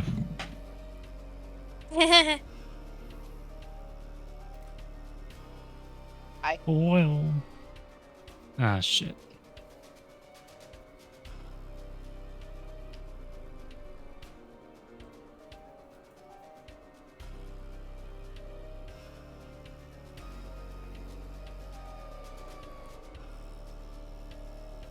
Just waiting on you to roll the d20, Serenity. Hold up, sorry.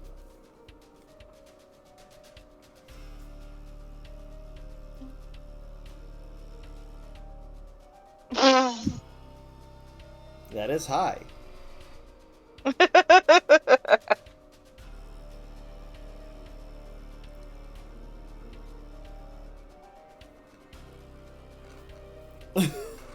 So that is an even wrong, wrong, right, right. However, I'm going to give it to you because of the natural 20.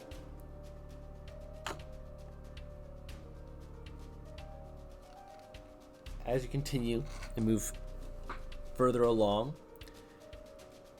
you note the smoke permeates stronger, filling behind you rapidly.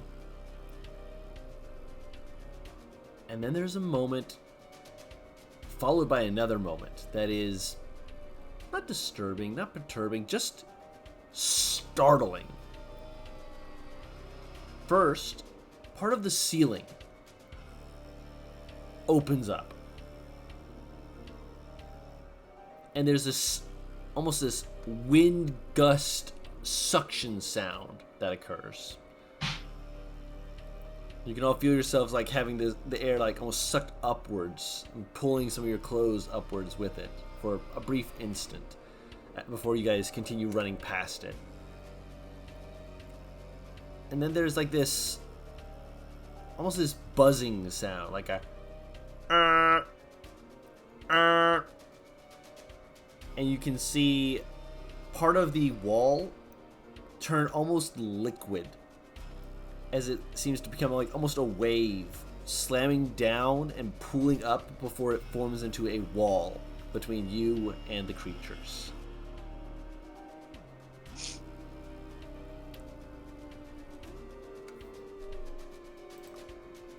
Huh?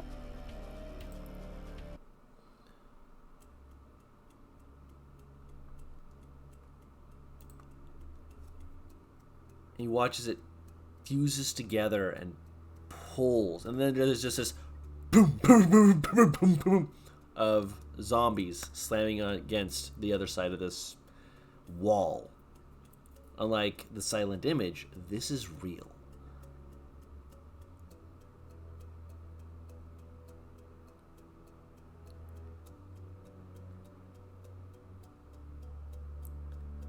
And as you kind of take a moment to look around, slowing down as you realize that the only way to you currently has been cut off.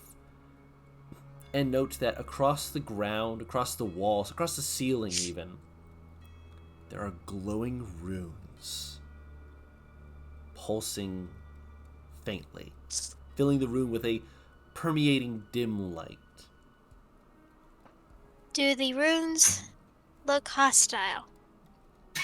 It's a faint blue, almost a baby blue. Very soft, very gentle color.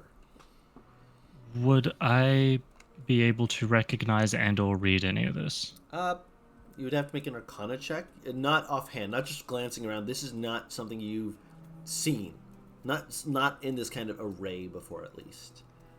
All right. But you can make an Arcana check. Upon closer inspection, my rolls are crazy today. Your trolls are like, nah, hold on, I got this. So, natural 20 Arcana check. You look at some of the runes, and the way of magic is to hide bits and pieces of stuff in the way that a rune is built. However, with a bit of kind of quick guesswork,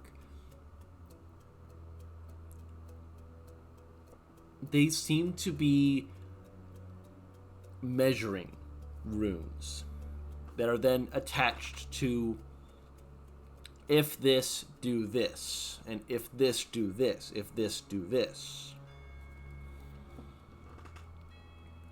So they're equations. Effectively. And the equations are for air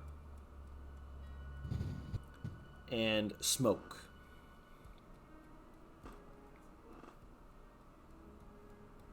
If air is good, keep things neutral. Stays open. If But if smoke then is close this, off. seal off. If smoke is this, vent. You're not sure what exactly that means. Last but one means. based off of the fact the ceiling opened up for a moment there, you would presume that has something to do with that. Then there's another one that says, if fire, sound alarm. And you hear that kind of that ding, ding, kind of sound. But it's Okay. it's distant. Like, have you ever played with an old bike horn that just has lost its squeaker? No, but I know the sound you're thinking of. Yeah, it's very, very weak sounding horn. Hmm. And old and worn and probably falling apart sounding. As much as one can sound. So Aurelius will effectively relay what he's understanding from the runes. And he will dumb it down into as simpler terms as possible so that no one in the area is confused. If the air is normal, doors stay open. If there's smoke, doors shut. If there's a fire inside of here, an alarm goes off. And if there is smoke inside here, it does something called venting. Whatever that is.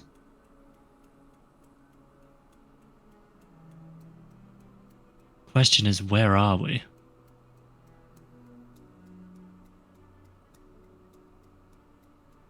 That's a very good question. Midnight kind of slowly looks around. I think we're heading in the right direction. I know that. You mean you aren't sure? Maxim just kind of perks up, leaning forward, like, are you serious right now? Dead ass? And Midnight just kind of waves him off, kind of blasé, just like, yeah, whatever. Looks at his hand again, and it's just like, we turned this way, and we went that way. But then we got lost around here. Okay, so we're probably a little bit more to the coastline than I'd have liked. Actually, we might be... Okay, if we continue this way, and he, like, takes a few steps forward, and, like, his hand bumps into a wall, and kind of pauses and looks up. Okay. Not where I thought we were. Okay, so we're backtracked there. Clearly Midnight is a little bit lost. Disoriented would be a good word. From having to run and such, he wasn't keeping track of the path and doesn't have keen mind, clearly. So Aurelius says, if we're lost, just say we're lost so we can work with that. I'm making sure we're lost before we're actually lost. Are we lost? We might be a little lost. Just okay. A little bit. We can work with that. We just need to figure out where we are. Artemis is going to start looking around to see if there's any, like, identifying markers around. When the Perception vents... check or investigation check. When the vents opened up, what direction was the light coming in? There was no light coming from. It wasn't opening vents large enough to see the light. Okay. All right, that rules out that idea then. It was a good plan. That's a 30. 30 perception check. All right. You're looking for like any hints or anything like that? I am trying to understand where we are and how we can find the friends again. Of course. Looking around and taking a quick peek at like the different runes and such, you do note something that it's not something that's very obvious at first, just due to the clear age of these runes. There's clearly a bit of fading to them. However, there is also a slight, almost a pulse of a pathway, if you will, as though it's leading from one place to the next.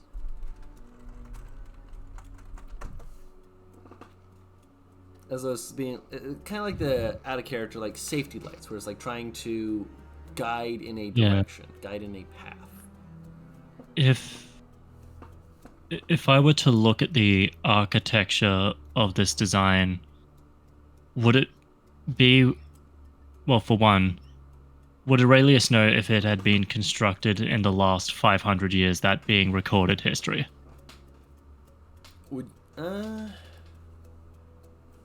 No, this wouldn't have been constructed within the last 500 years. All right, so then Aurelius is effectively out of ideas. He's just gonna do some casual investigation around the room, I guess. I don't know.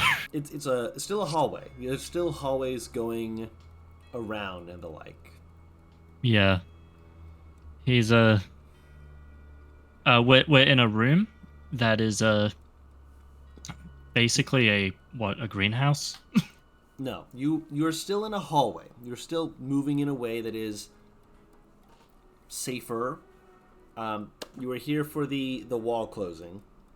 Aurelius figured out that it is some of the main runes that he's looking at are monitoring the level of air to smoke to fire effectively, and Artie figured out that it appears to be trying to lead down the hallway towards a specific path, almost like towards an exit, the nearest exit, if you will.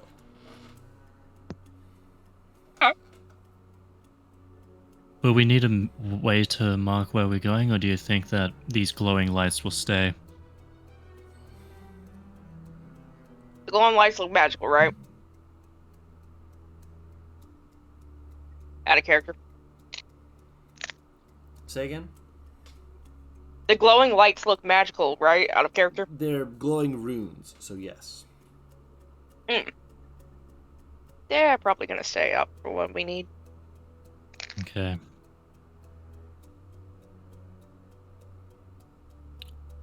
Aurelius puts stabs his spear into the ground and wraps a rope around the end of it.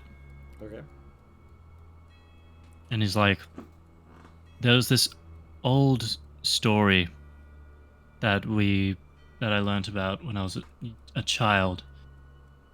There was a man who got lost in a labyrinth, and he had a thread to guide him out. This is our thread.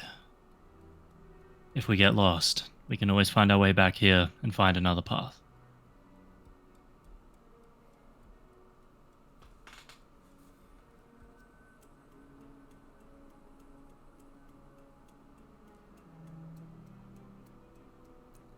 Fucking shit. Yes, Sort of. it does. What the fuck? How do you... God damn it. Of course it would be clergy. What the hell happened? No. Midnight is like... Fucking clergy stories. This one wasn't a clergy story, actually. Nah, it's definitely a clergy story because I don't know it. It could just be To be fair- a local northern story. To be fair, I learned it from my father, so... No, my father was not a clergyman. Most stories from culture come from some sort of faith or religion.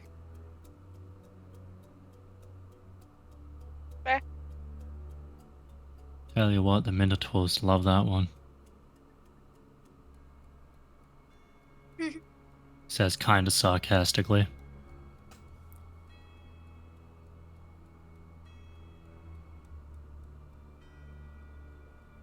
Artemis keeps going. Just thought of a horrible thing. My brain's just like, I've read many a book in which that person didn't get out the labyrinth, but it did not end in death. Too horny. Go to jail. No. Can't stop me. Aurelius says that out loud. To be fair, Serenity didn't say that out loud. I'm just sitting here like... Oh, never mind.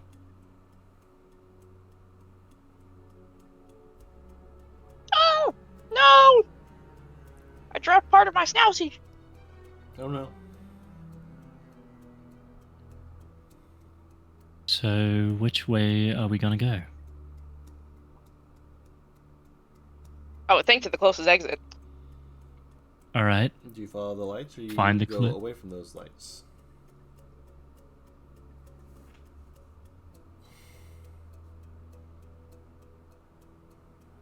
I'll let the group decide on that one. Because I wasn't fully here, so I don't fully know. I reckon the path most treaded is likely the safest path.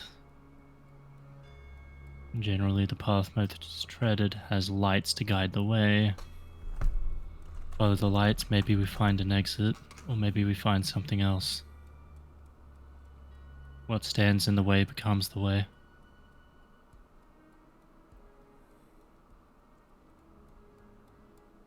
The way Aurelius says that is very militaristic, by the way. Yeah, that sounds about right for him.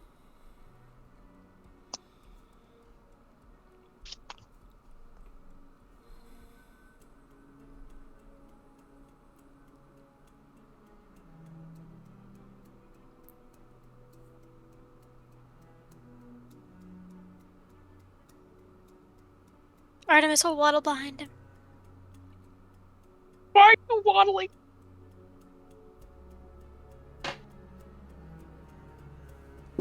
Waddle, waddle, waddle. Why are you waddling? I will not explain myself to you. She's been waddling this whole time. As you move forward, That's just how it be. illumination given off very faintly by the lights, but also by, of course, Fidget, your sword, and Aurelius, your sword. My hunk of metal on a stick. Mm-hmm.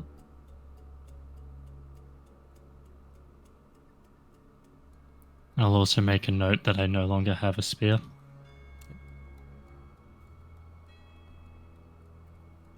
As you follow along, there's a point where you're walking through and there's like something that looks like it's knocked onto the floor, like from what you can tell, it looks like a bust of some sort.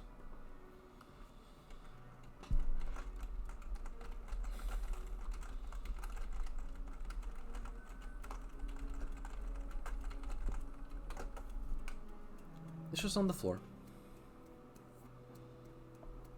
A closer look at it. Anything identifying about it? Or just like old ass bust? Like a stone carved bust.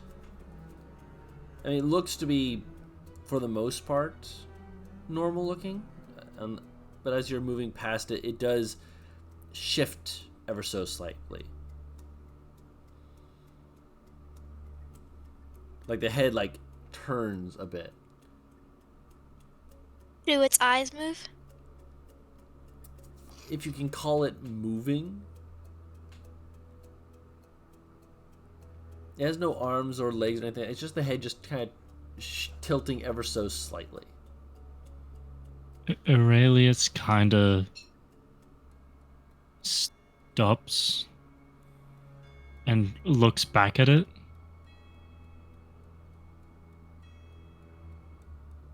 Anyone here heard of a moving statue? Yeah, but they never really end well.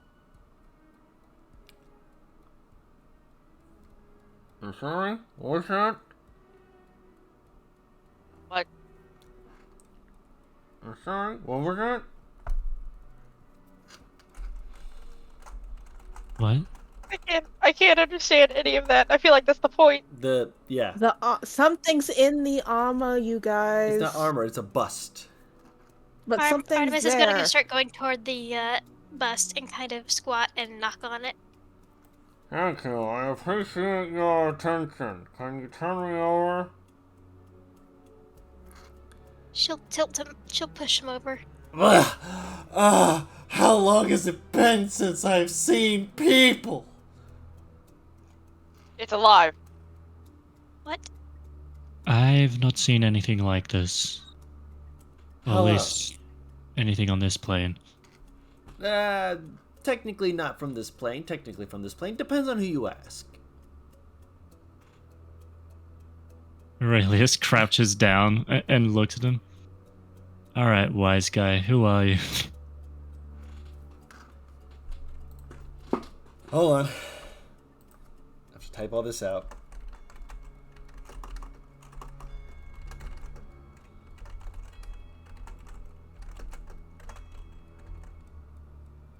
Waddle is why she's so sneaky. Yes. Oh my God. It's correct. Waddle, waddle, waddle. I like to think of Artemis as a penguin now. Good. Just like Pingu, but like with steampunk goggles. Excellent. Excellent.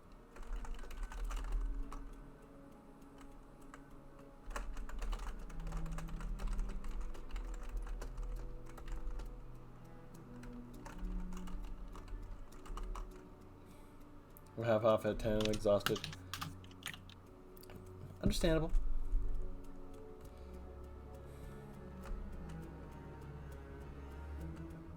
Is it not 10 now over there? It's 9 for me. Yeah, Ah. she's still got 45 minutes.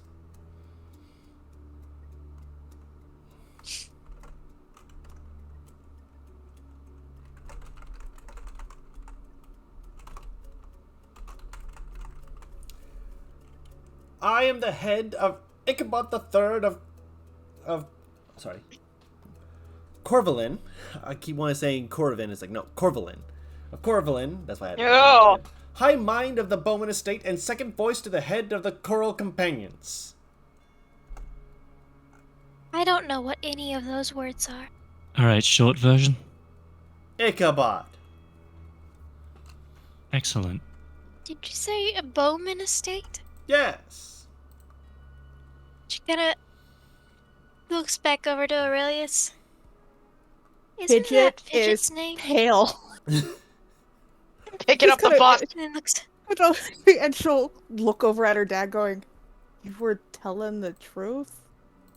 He looks almost just as surprised as you, as he's just like, they remember? And they look just like, Do you know Ichabod? he shakes his head like, no, no, I don't. And they look over and they seem to look over at you and your father. And there's a feeling wash over you. Do you resist? Fidget does not. Okay. Your father does. Fail. Your father rolled a Fail. 5. Fail. Ah, it's good to see the lineage of the Bowmans is alive and well. Tell me the good news. Tell me the good news that I might know what has become of the Bowmans since I have last seen. Oh, goodness. How long ago was it? Well, probably the last time I fell over. Which was... I can't count the seconds. I lost track of time. The last year that you remember. Kind of has this, like, pondering expression, processing expression, like, that is a very good, question. Fidget will look at her, just kind of like turn fully and look at her dad going, "Where are you from?"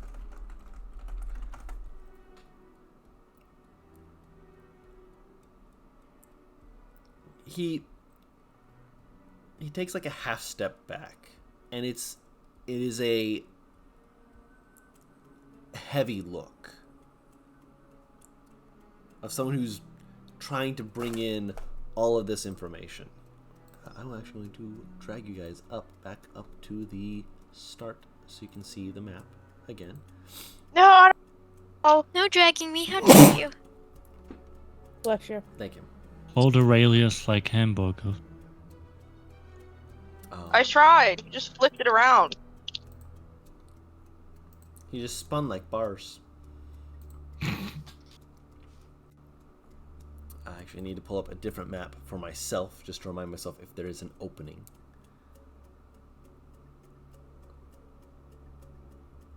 Thank you, Roll20 ad. That is 10 seconds long. I appreciate your ever-present attempt to remind me of ads.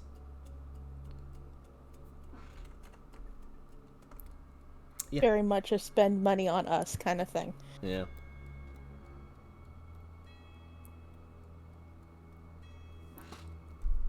I was born on the coast. Our family went around the southern end of Danziel, through the islands of Chakrel, before we landed in Corvin and made our way up and eventually met with... Runs a hand through his hair and just kind of seems to be trying to... He's saying words as though he's expecting them to explain something. And it's very clear that whatever he's expecting it to explain is not helping him. And then you met the Dantes family, yes? Yeah. Yeah. You're nobility, aren't you? He has this panicked look like, no. I wouldn't say that they are exactly nobility, but minor nobility at the very least. Great workers of esteemed repute. Hate to break it to you, Ichabod, but we're farmers. Kind of looks over to you. A noble profession. Are you making it into a vast growing empire? The look on Fidget's face says no. Like he's like, Artemis just kind of leans in and squints at the head. Are you a capitalist?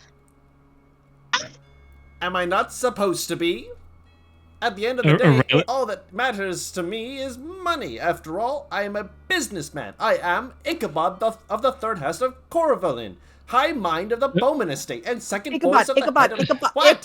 You don't have to give your whole title. But I was explaining who I am. Clearly, I didn't That explain means it well nothing enough. to us. That you might as well be speaking Celestial to me. I don't know what that means. He says something in Celestial to the kin of, are you sure? Are you not, oh no, you are not trained in the ways. Oh no, we must teach you immediately. I understand that, Fucking... Oh good, you have a translator. They are a most wonderful translator. Are they also your bodyguard? No. They're my friend. Your bodyguard can still be your friend. No, you cannot break it, Artie.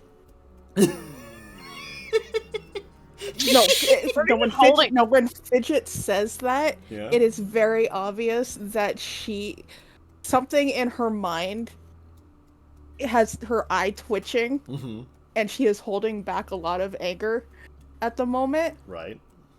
But it's to nobody in the room. If I may make a potential suggestion, since no one seems to remember all of this, is there a chance that perhaps you came from nobility and you fell from nobility? That is very possible in terms of families. Well, you remember how I was going to tell you all about my life story after we finished the whole thing? That happened to be part of my life story, is what my father told me about his life before having me. He looks away and doesn't say anything. Almost as silent. You hear from your daughter that there was nobility. Well, I mean, quite a few people come from nobility. They're quite prolific. They're also whores. They get around. Yes, exactly that. Serenity, you do realize you're also talking about my family at the moment. Please do not speak of my mother in that tone of voice. I will Oh shoot no, I'm you. not speaking directly of your mother or of that. I'm talking about your distant ancestors. He considers that for a moment. He's not sure if he should be offended or not. Serenity, is there a place that you can put the bus down? Please? Yeah. The bus is quite light, by the way, when you lifted it up. Like, Artie was able to manhandle the head.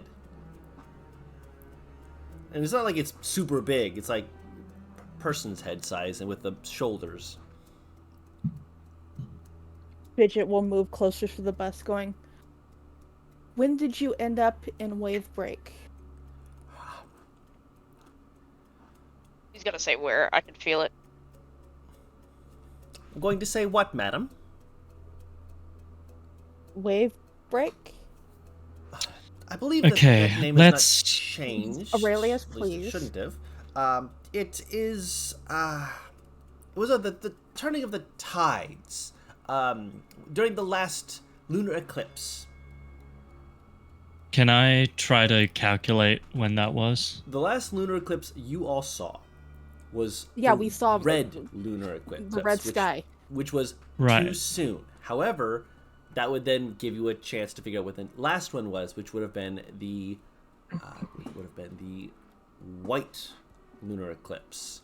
which happened about 600 years ago. Oh, So before recorded history. Before your recorded history, yes. Yeah. And he's saying that he's older than that. Fidget will hold her hands out for the bust from Serenity. Aurelius will, like, double take and take a step back. Oh, shit. Has Artemis Sure, heard yeah, any stories of that lunar eclipse? They're all... They would all be good stories. They're all only recorded in... actually, you hear it hummed gently in the back of your head as an elven song. You know who is humming. She kind of hums it a little bit out loud to herself. Serena will hand the bus to Fidget. Let's let her figure this out, rather than all of us 600 scrambling to years. try. Fidget will look over at her father going, do you want to find a spot so we can figure out what's going on? He nods slowly. He doesn't want to talk very clearly, but he will move to not a super secluded corner, just like an area where you guys can sit down with this bust. And she'll do so. Aurelius will stick with the rest of the group having a fucking breakdown. That thing's older than recorded history. We can, like, ask it things and then write shit down. So you guys are having a geek out moment over there. Serenity is just pacing the length of the room. Gotcha. So, with Fidget, you sat down Ichabod. Yes. And then sits down in a way so he can still see her. Mm-hmm.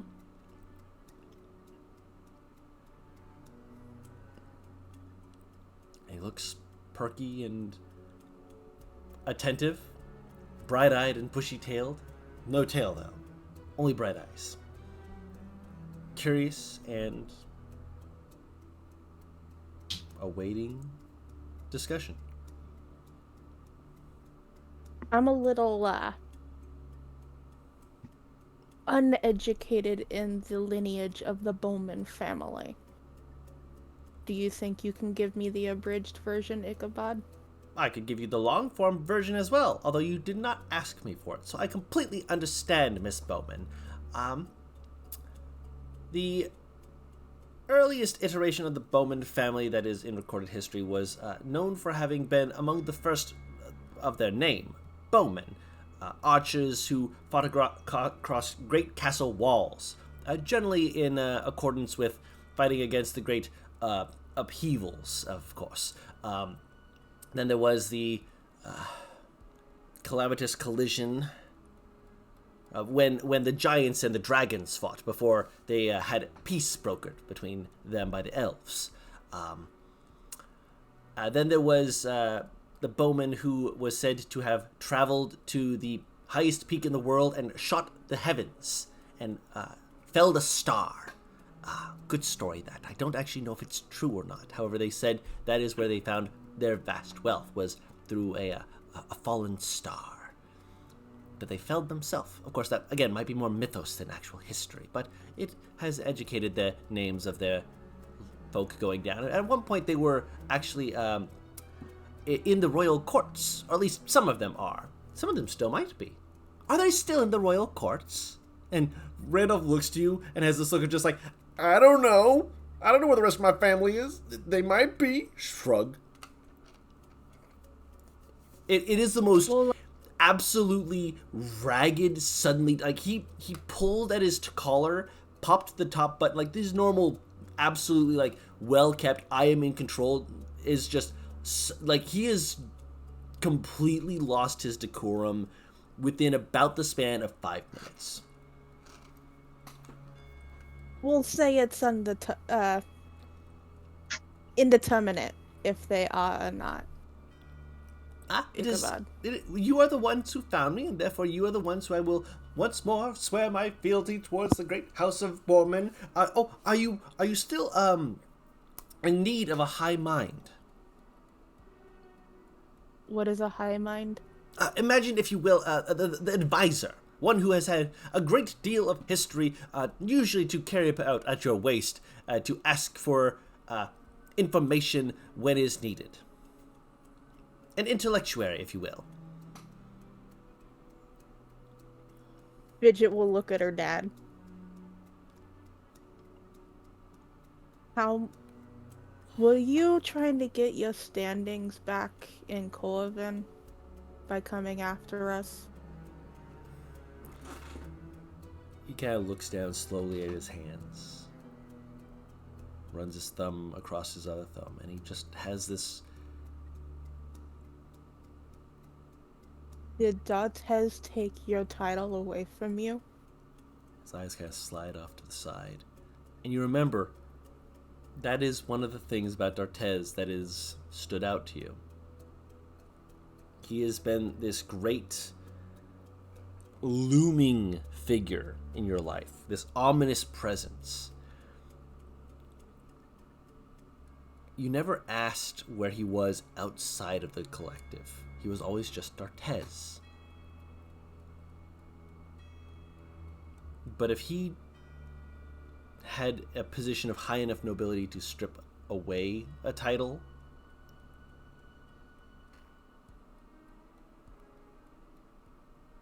that's high nobility.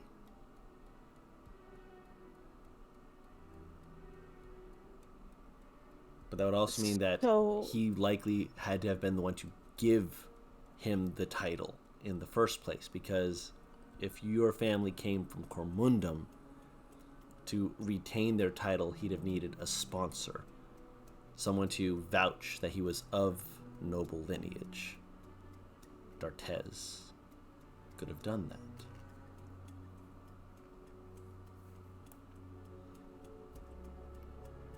Oh, Dad, I used to think you were lying to me about all that stuff you used to tell me about. Now I'm thinking you didn't tell me enough.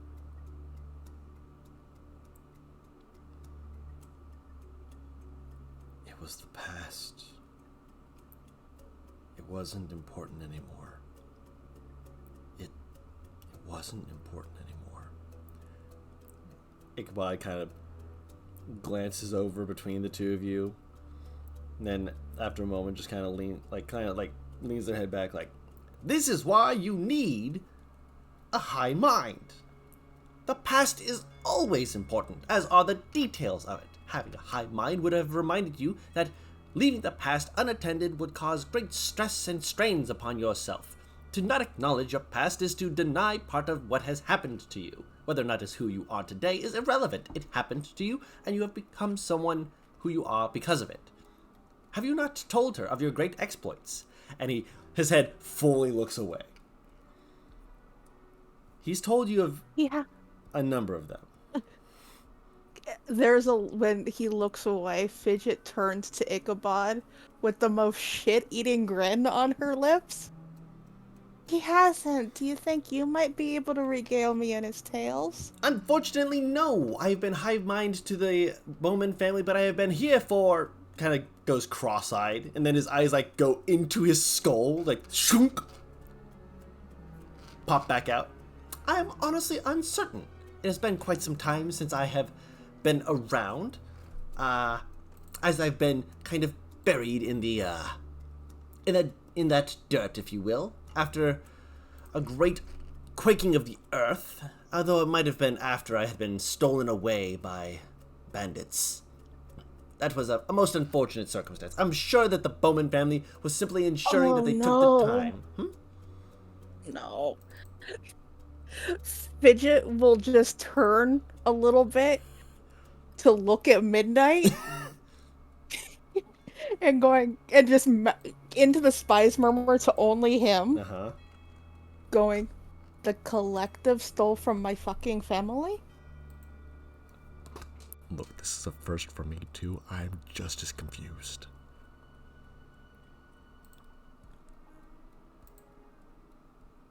Once we're done with all of this, we're gonna find a way to correct what the collective did, okay? That ain't my problem. You take that up with not with Dartez. Fuck Dartez. Van Sterling.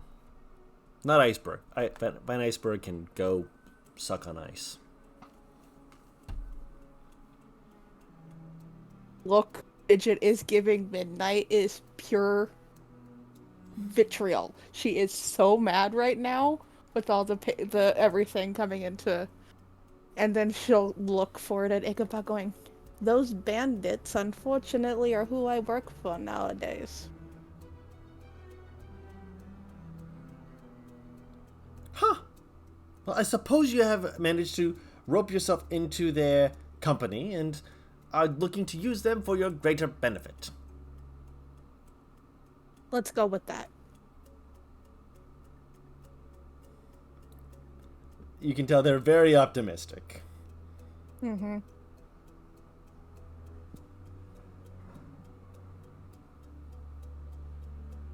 So none of your information about the Bowman family has anything to do with my father's family.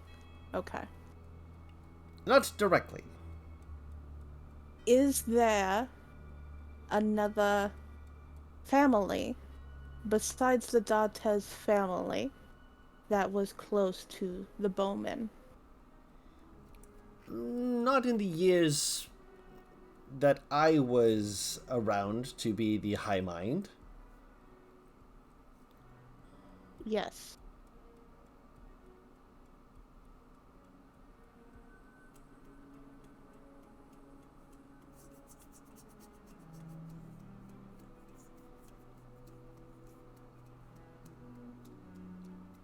They like wiggle their chin as though they're imitating rubbing their chin in thought.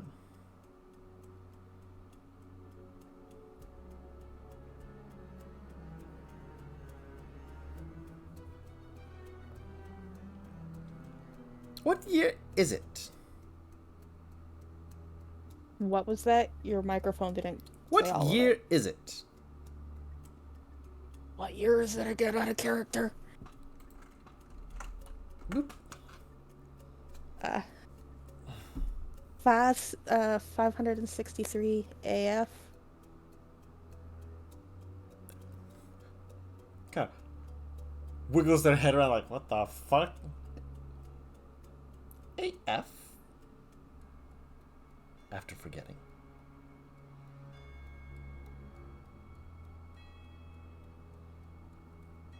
AF stands for after forgetting. Oh, I know. I thought you had Randolph say that, so I didn't say anything. Oh no, I said that. Randolph is still Okay. processing.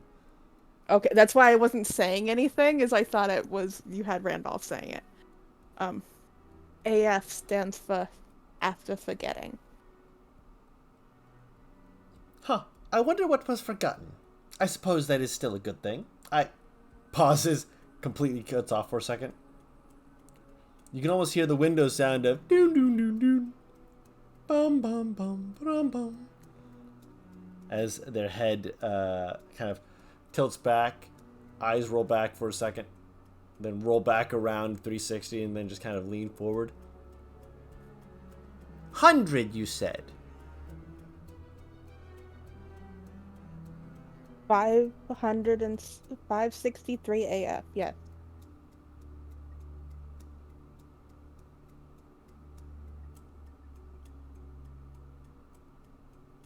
I have a lot of catching up to do.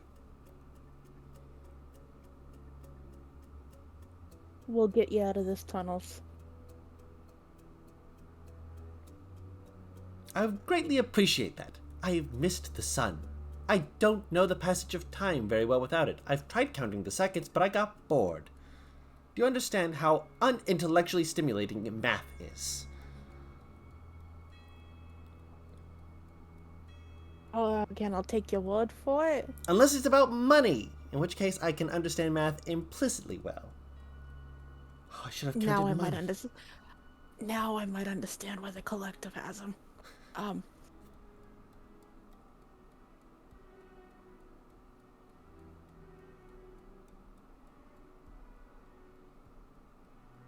If I were to say yes, that we would be in use of another high mind. Then I would be at your service. she'll move the bust to look at Randolph better. He would be the one that you would be in service to. Randolph Bowman. So you're out of character going to give the high mind to your father? Her father. Very Yes. well. As you say, madam. Until such a time that he bequeaths me to you, I am in your service, sir. And he looks at you with this look that almost says, "What?" And then he finally speaks. He says, "Why?" We're getting you your title back, Dad. You might need your high advisor.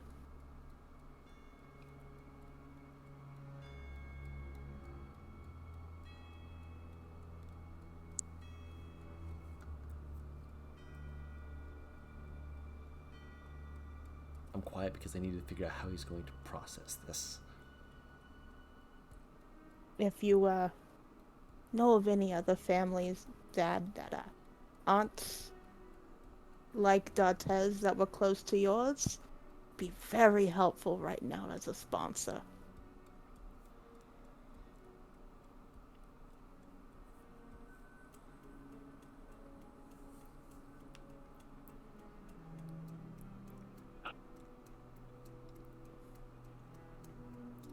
He moves to his knees and kind of curls up on himself. And you're unsure.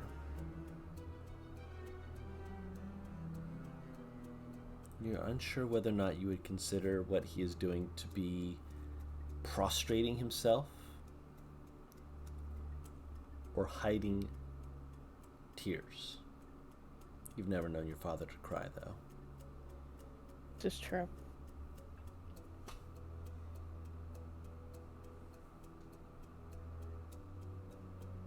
You don't need to bring the locket back to Dantes to get you. You're standing back. We just need to find another family that was close to ours that will speak in your good name. But also we need to keep you safe for the time being. Because if you go back to Corvin empty-handed, it's going to be your head over mine.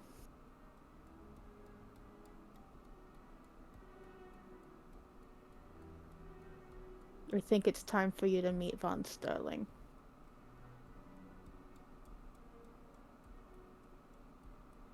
He'll keep you safe.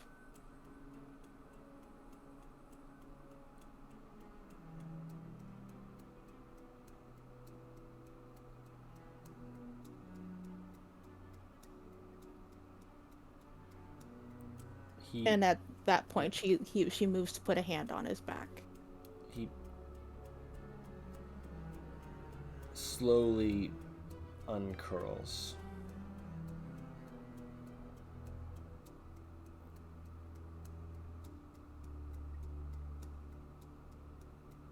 And there's still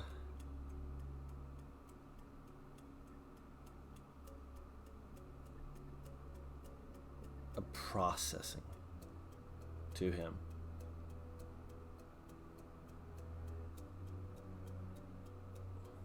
We're in a tunnel that I'm not expecting the name or the memory or whatever to come back to you now.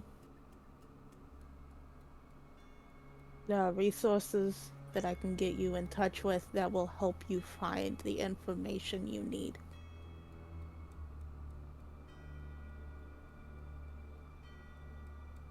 But I think it's time you're no longer living on the farm alone.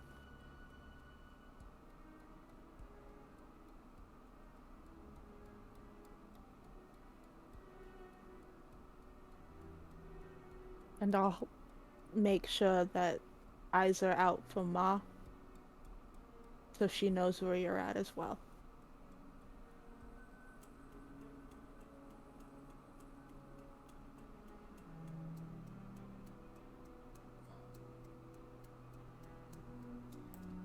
He nods. slowly. Clearly struggling.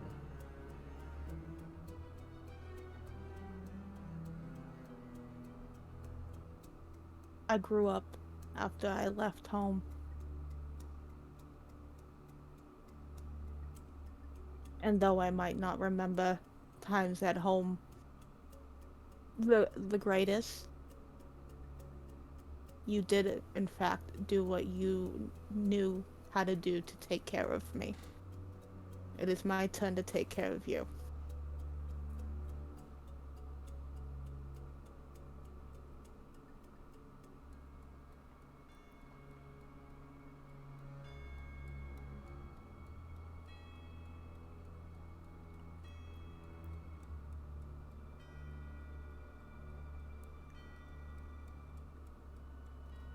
You never should have had to.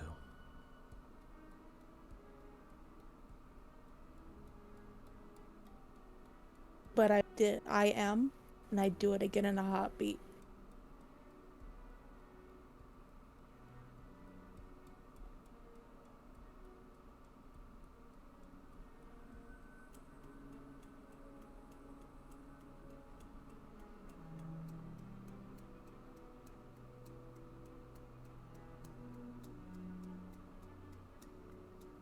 Now I say, why don't we gather up Ichabod and get us the hell out of here? What do you say, Dad?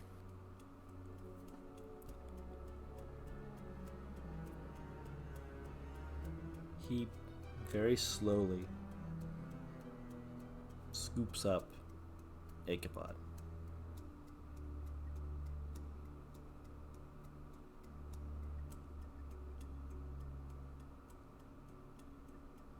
And stands up. Bridget will stand up as well. Before she clears her throat and looks back at everyone else going, we should get out of here. If Okay. anyone has any suggestions on how. Well, a wall is just a door waiting to happen.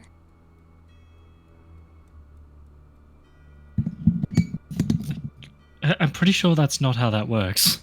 It's exactly how that works. According I'm to which pretty- dictionary? I am pretty The sure one where that I if have explosives.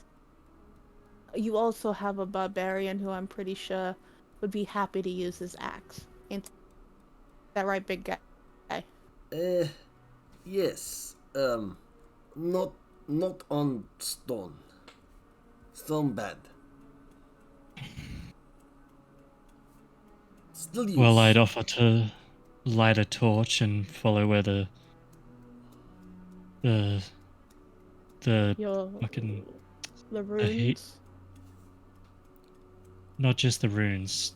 When you're in an enclosed space and you light a flame, the torch seems to flicker towards the source of air that is being transferred.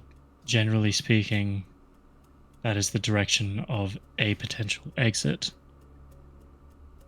But I don't think that's going to work in these tunnels. Because, as stated here, and he points to the runes, it's like fire equal vent. Whatever that is. I don't know what a vent is.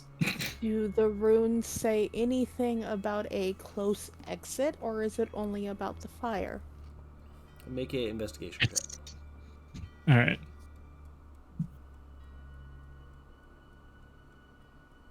Oh my god, dude. What is... I'm stealing all the crits today, I guess. Apparently, well, I don't know. Yeah, but with a quick bit of I don't looking think around, I've rolled so many 20s in a row. after a bit of looking around, you see that there's a line that basically says, "Follow to the exit, follow to the exit, follow to the exit," and it seems to be like flashing in a way that's going follow to the exit from basically left to right for you to follow towards quote unquote the exit. Well, it doesn't say follow to the exit, but there's an adventure line here. Out of character, I'm bopping you upside the head. Smack him. Smack him. I'm going to. Amazing. Fidget will do a kind of grandiose gesture of lead the way then.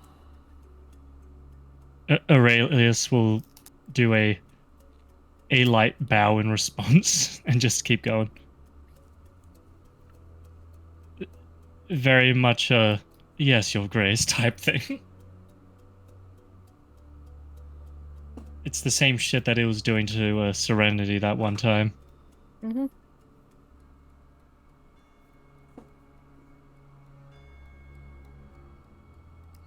Artemis will keep waddling.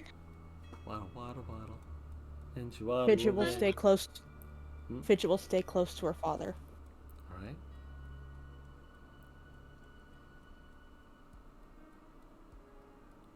Things we could learn from this place. Aurelius kind of says quietly to himself as he's following the line. Like, he's so tempted to just research everything he can about the place. It'll probably be something to look more about later.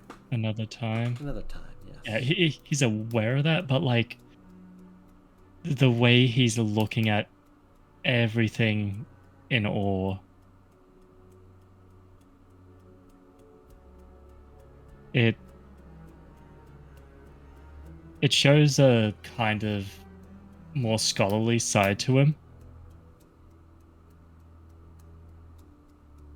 There was a fight in this hallway. You see this cut market? Nope, gotta keep going.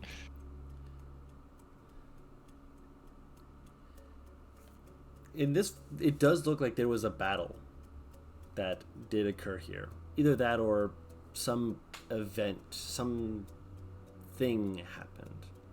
And as you get to a certain point, there is another wall. However, on the wall, there is a marking that looks like your hand is supposed to go into it.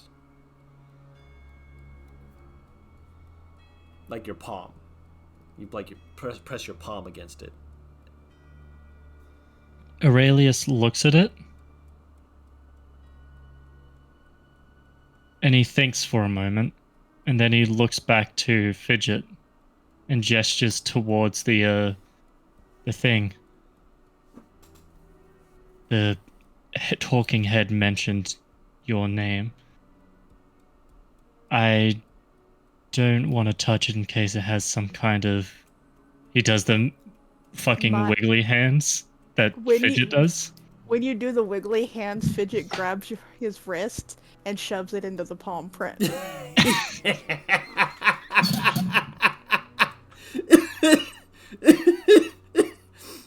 Just, I don't Out want of to touch character.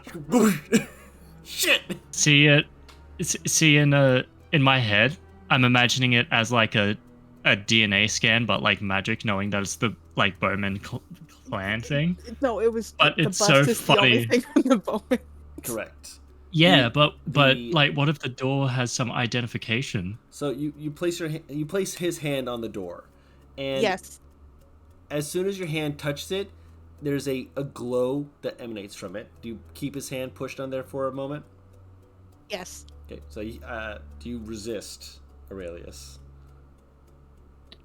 It's already there at this point. He figures if he's gonna like disintegrate, he might as well. I imagine you just see the glow and you're like, fuck, man, now I'm gonna die.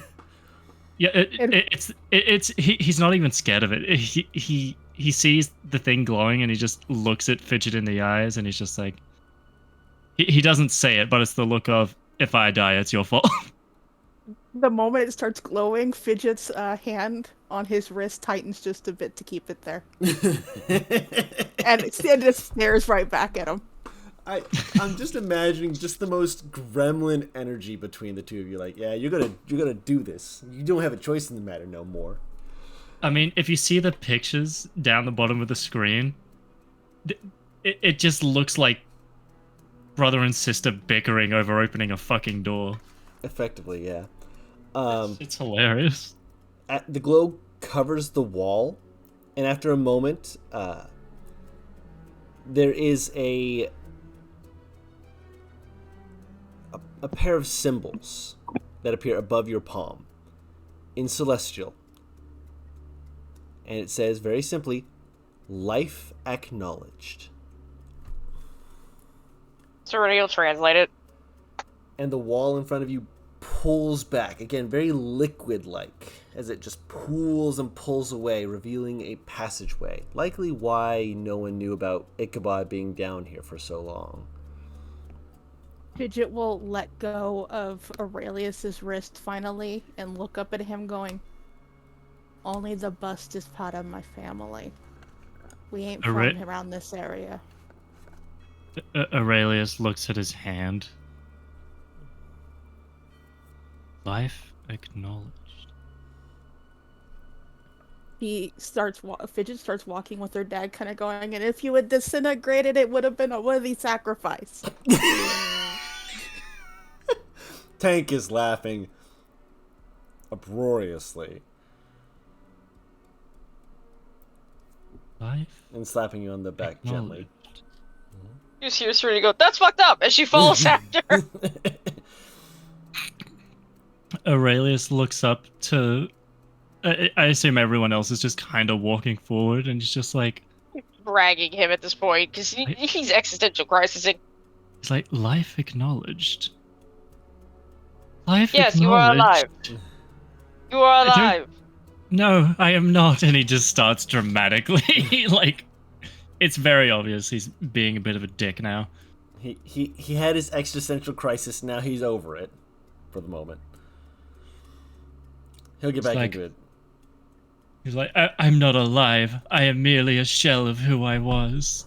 He's joking about it, but you can tell there is some truth to what he's thinking. Mm. As you go, be a shell of a person outside the on-fire hallway. As you continue on, there's a stairway that leads upwards at a certain point. You can continue on to another one, or you can go up this one. Fidget's going up the stairs. Okay. She'll check for any mechanisms. Is that what? Investigation check. Whatnot? Yes. I wanted to make sure. Or thieves' tools, either or. Yeah. It's a little wonky when it comes to. She has thieves' tools. But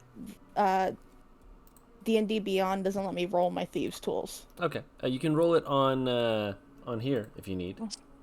Did I put my thieves' tools in there? You did not. Hold on. I can fix that. Oop. This would be a thieves' tools wisdom check. Okay. As we're walking, I'm going to see if there's any more runes that might actually help us on the way. Well, none that you can see now. Okay. All right. A 17 is enough. There are no visible mechanisms to cause any further discontent at the current moment. Nothing that would cause She's heading problem. up. Yep. There is a door. She's heading on up the stairs. Not a trap door. Like a basement door sort of door, like the double doors sort of thing. Mm-hmm. Although. Yeah. She gives a little push to see if she feels a latch. Nothing locked. She opens. You push it open, step up, and it appears to be a wine cellar. A very chilly wine cellar. Kind of rub your arms like, this is interestingly cold. You can see there's a few like bits that are emanating a bit of like cool frost from like a little like very faintly blue glowing lantern. First time you've been in a place like this, it's chilly, it's cold. Aurelius walks in and he seems unfazed by the cold, but he's very interested in this source of light. Aurelius would see a thought process cross over Fidget's face before her eyes narrow, and with almost determination and anger again, straight towards the door of this wine cellar. Where are you going? Hold on. Aurelius is following close behind. Like, keeping his distance enough, but making sure she's not gonna do anything stupid. If my theory is correct, I might get on the bad side of a boss of the collective.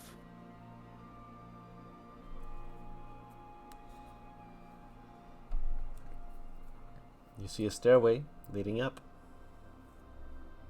Like I said, full determination again. Okay. In her stride up the stairs.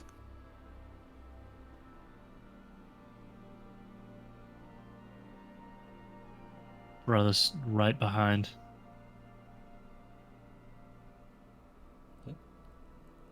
And as you go up, I was gonna say, is that door locked too at all? nope.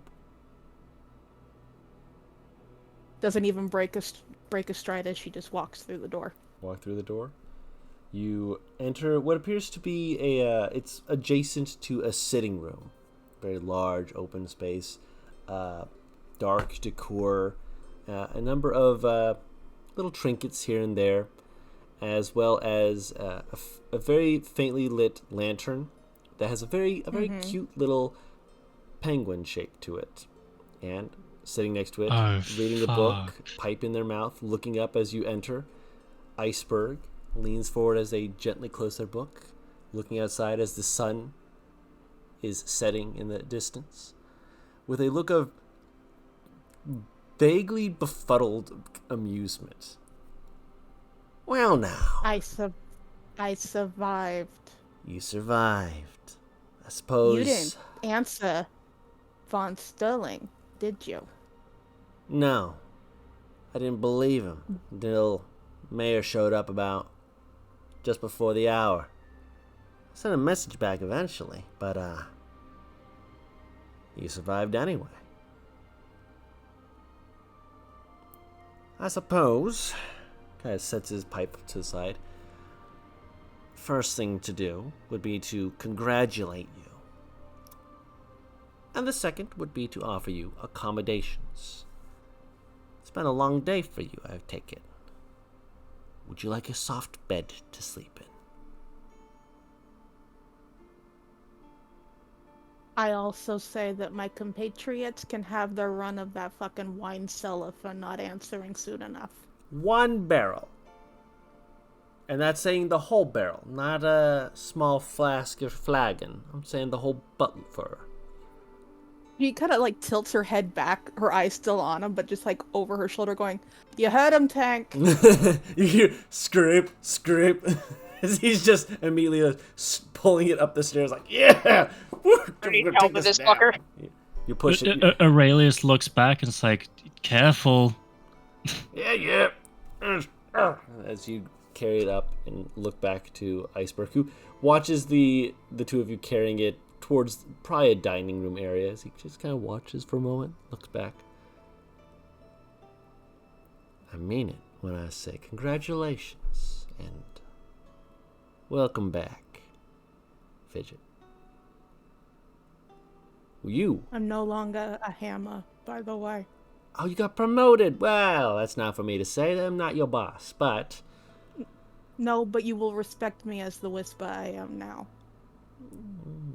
Kind of like waggles his fingers at you. We'll get to details on that when we get there. For now, as I said, would you like accommodations? All of us or just me? Obviously, it would be for your entire current retinue. Any who you deem worth under my house. If they take anything more than what is theirs, then I would of course have to blame it on their whisper. What if they ain't collective? You're still their whisper.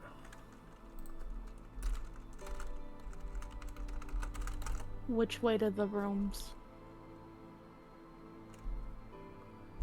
Please. He claps his hands and a handmaiden kind of steps out.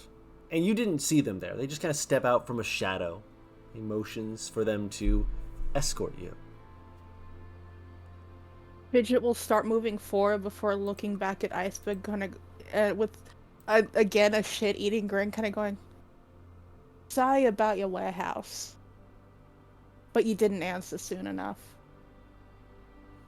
He, like, squints. He's like, I'm sure I'll hear the hell of it tomorrow. When you can explain Faya's yourself real. in full. Faya's really pretty when it's taking care of all the crates that helped us survive. Artemis will smile from behind them. Just wiggle her fingers.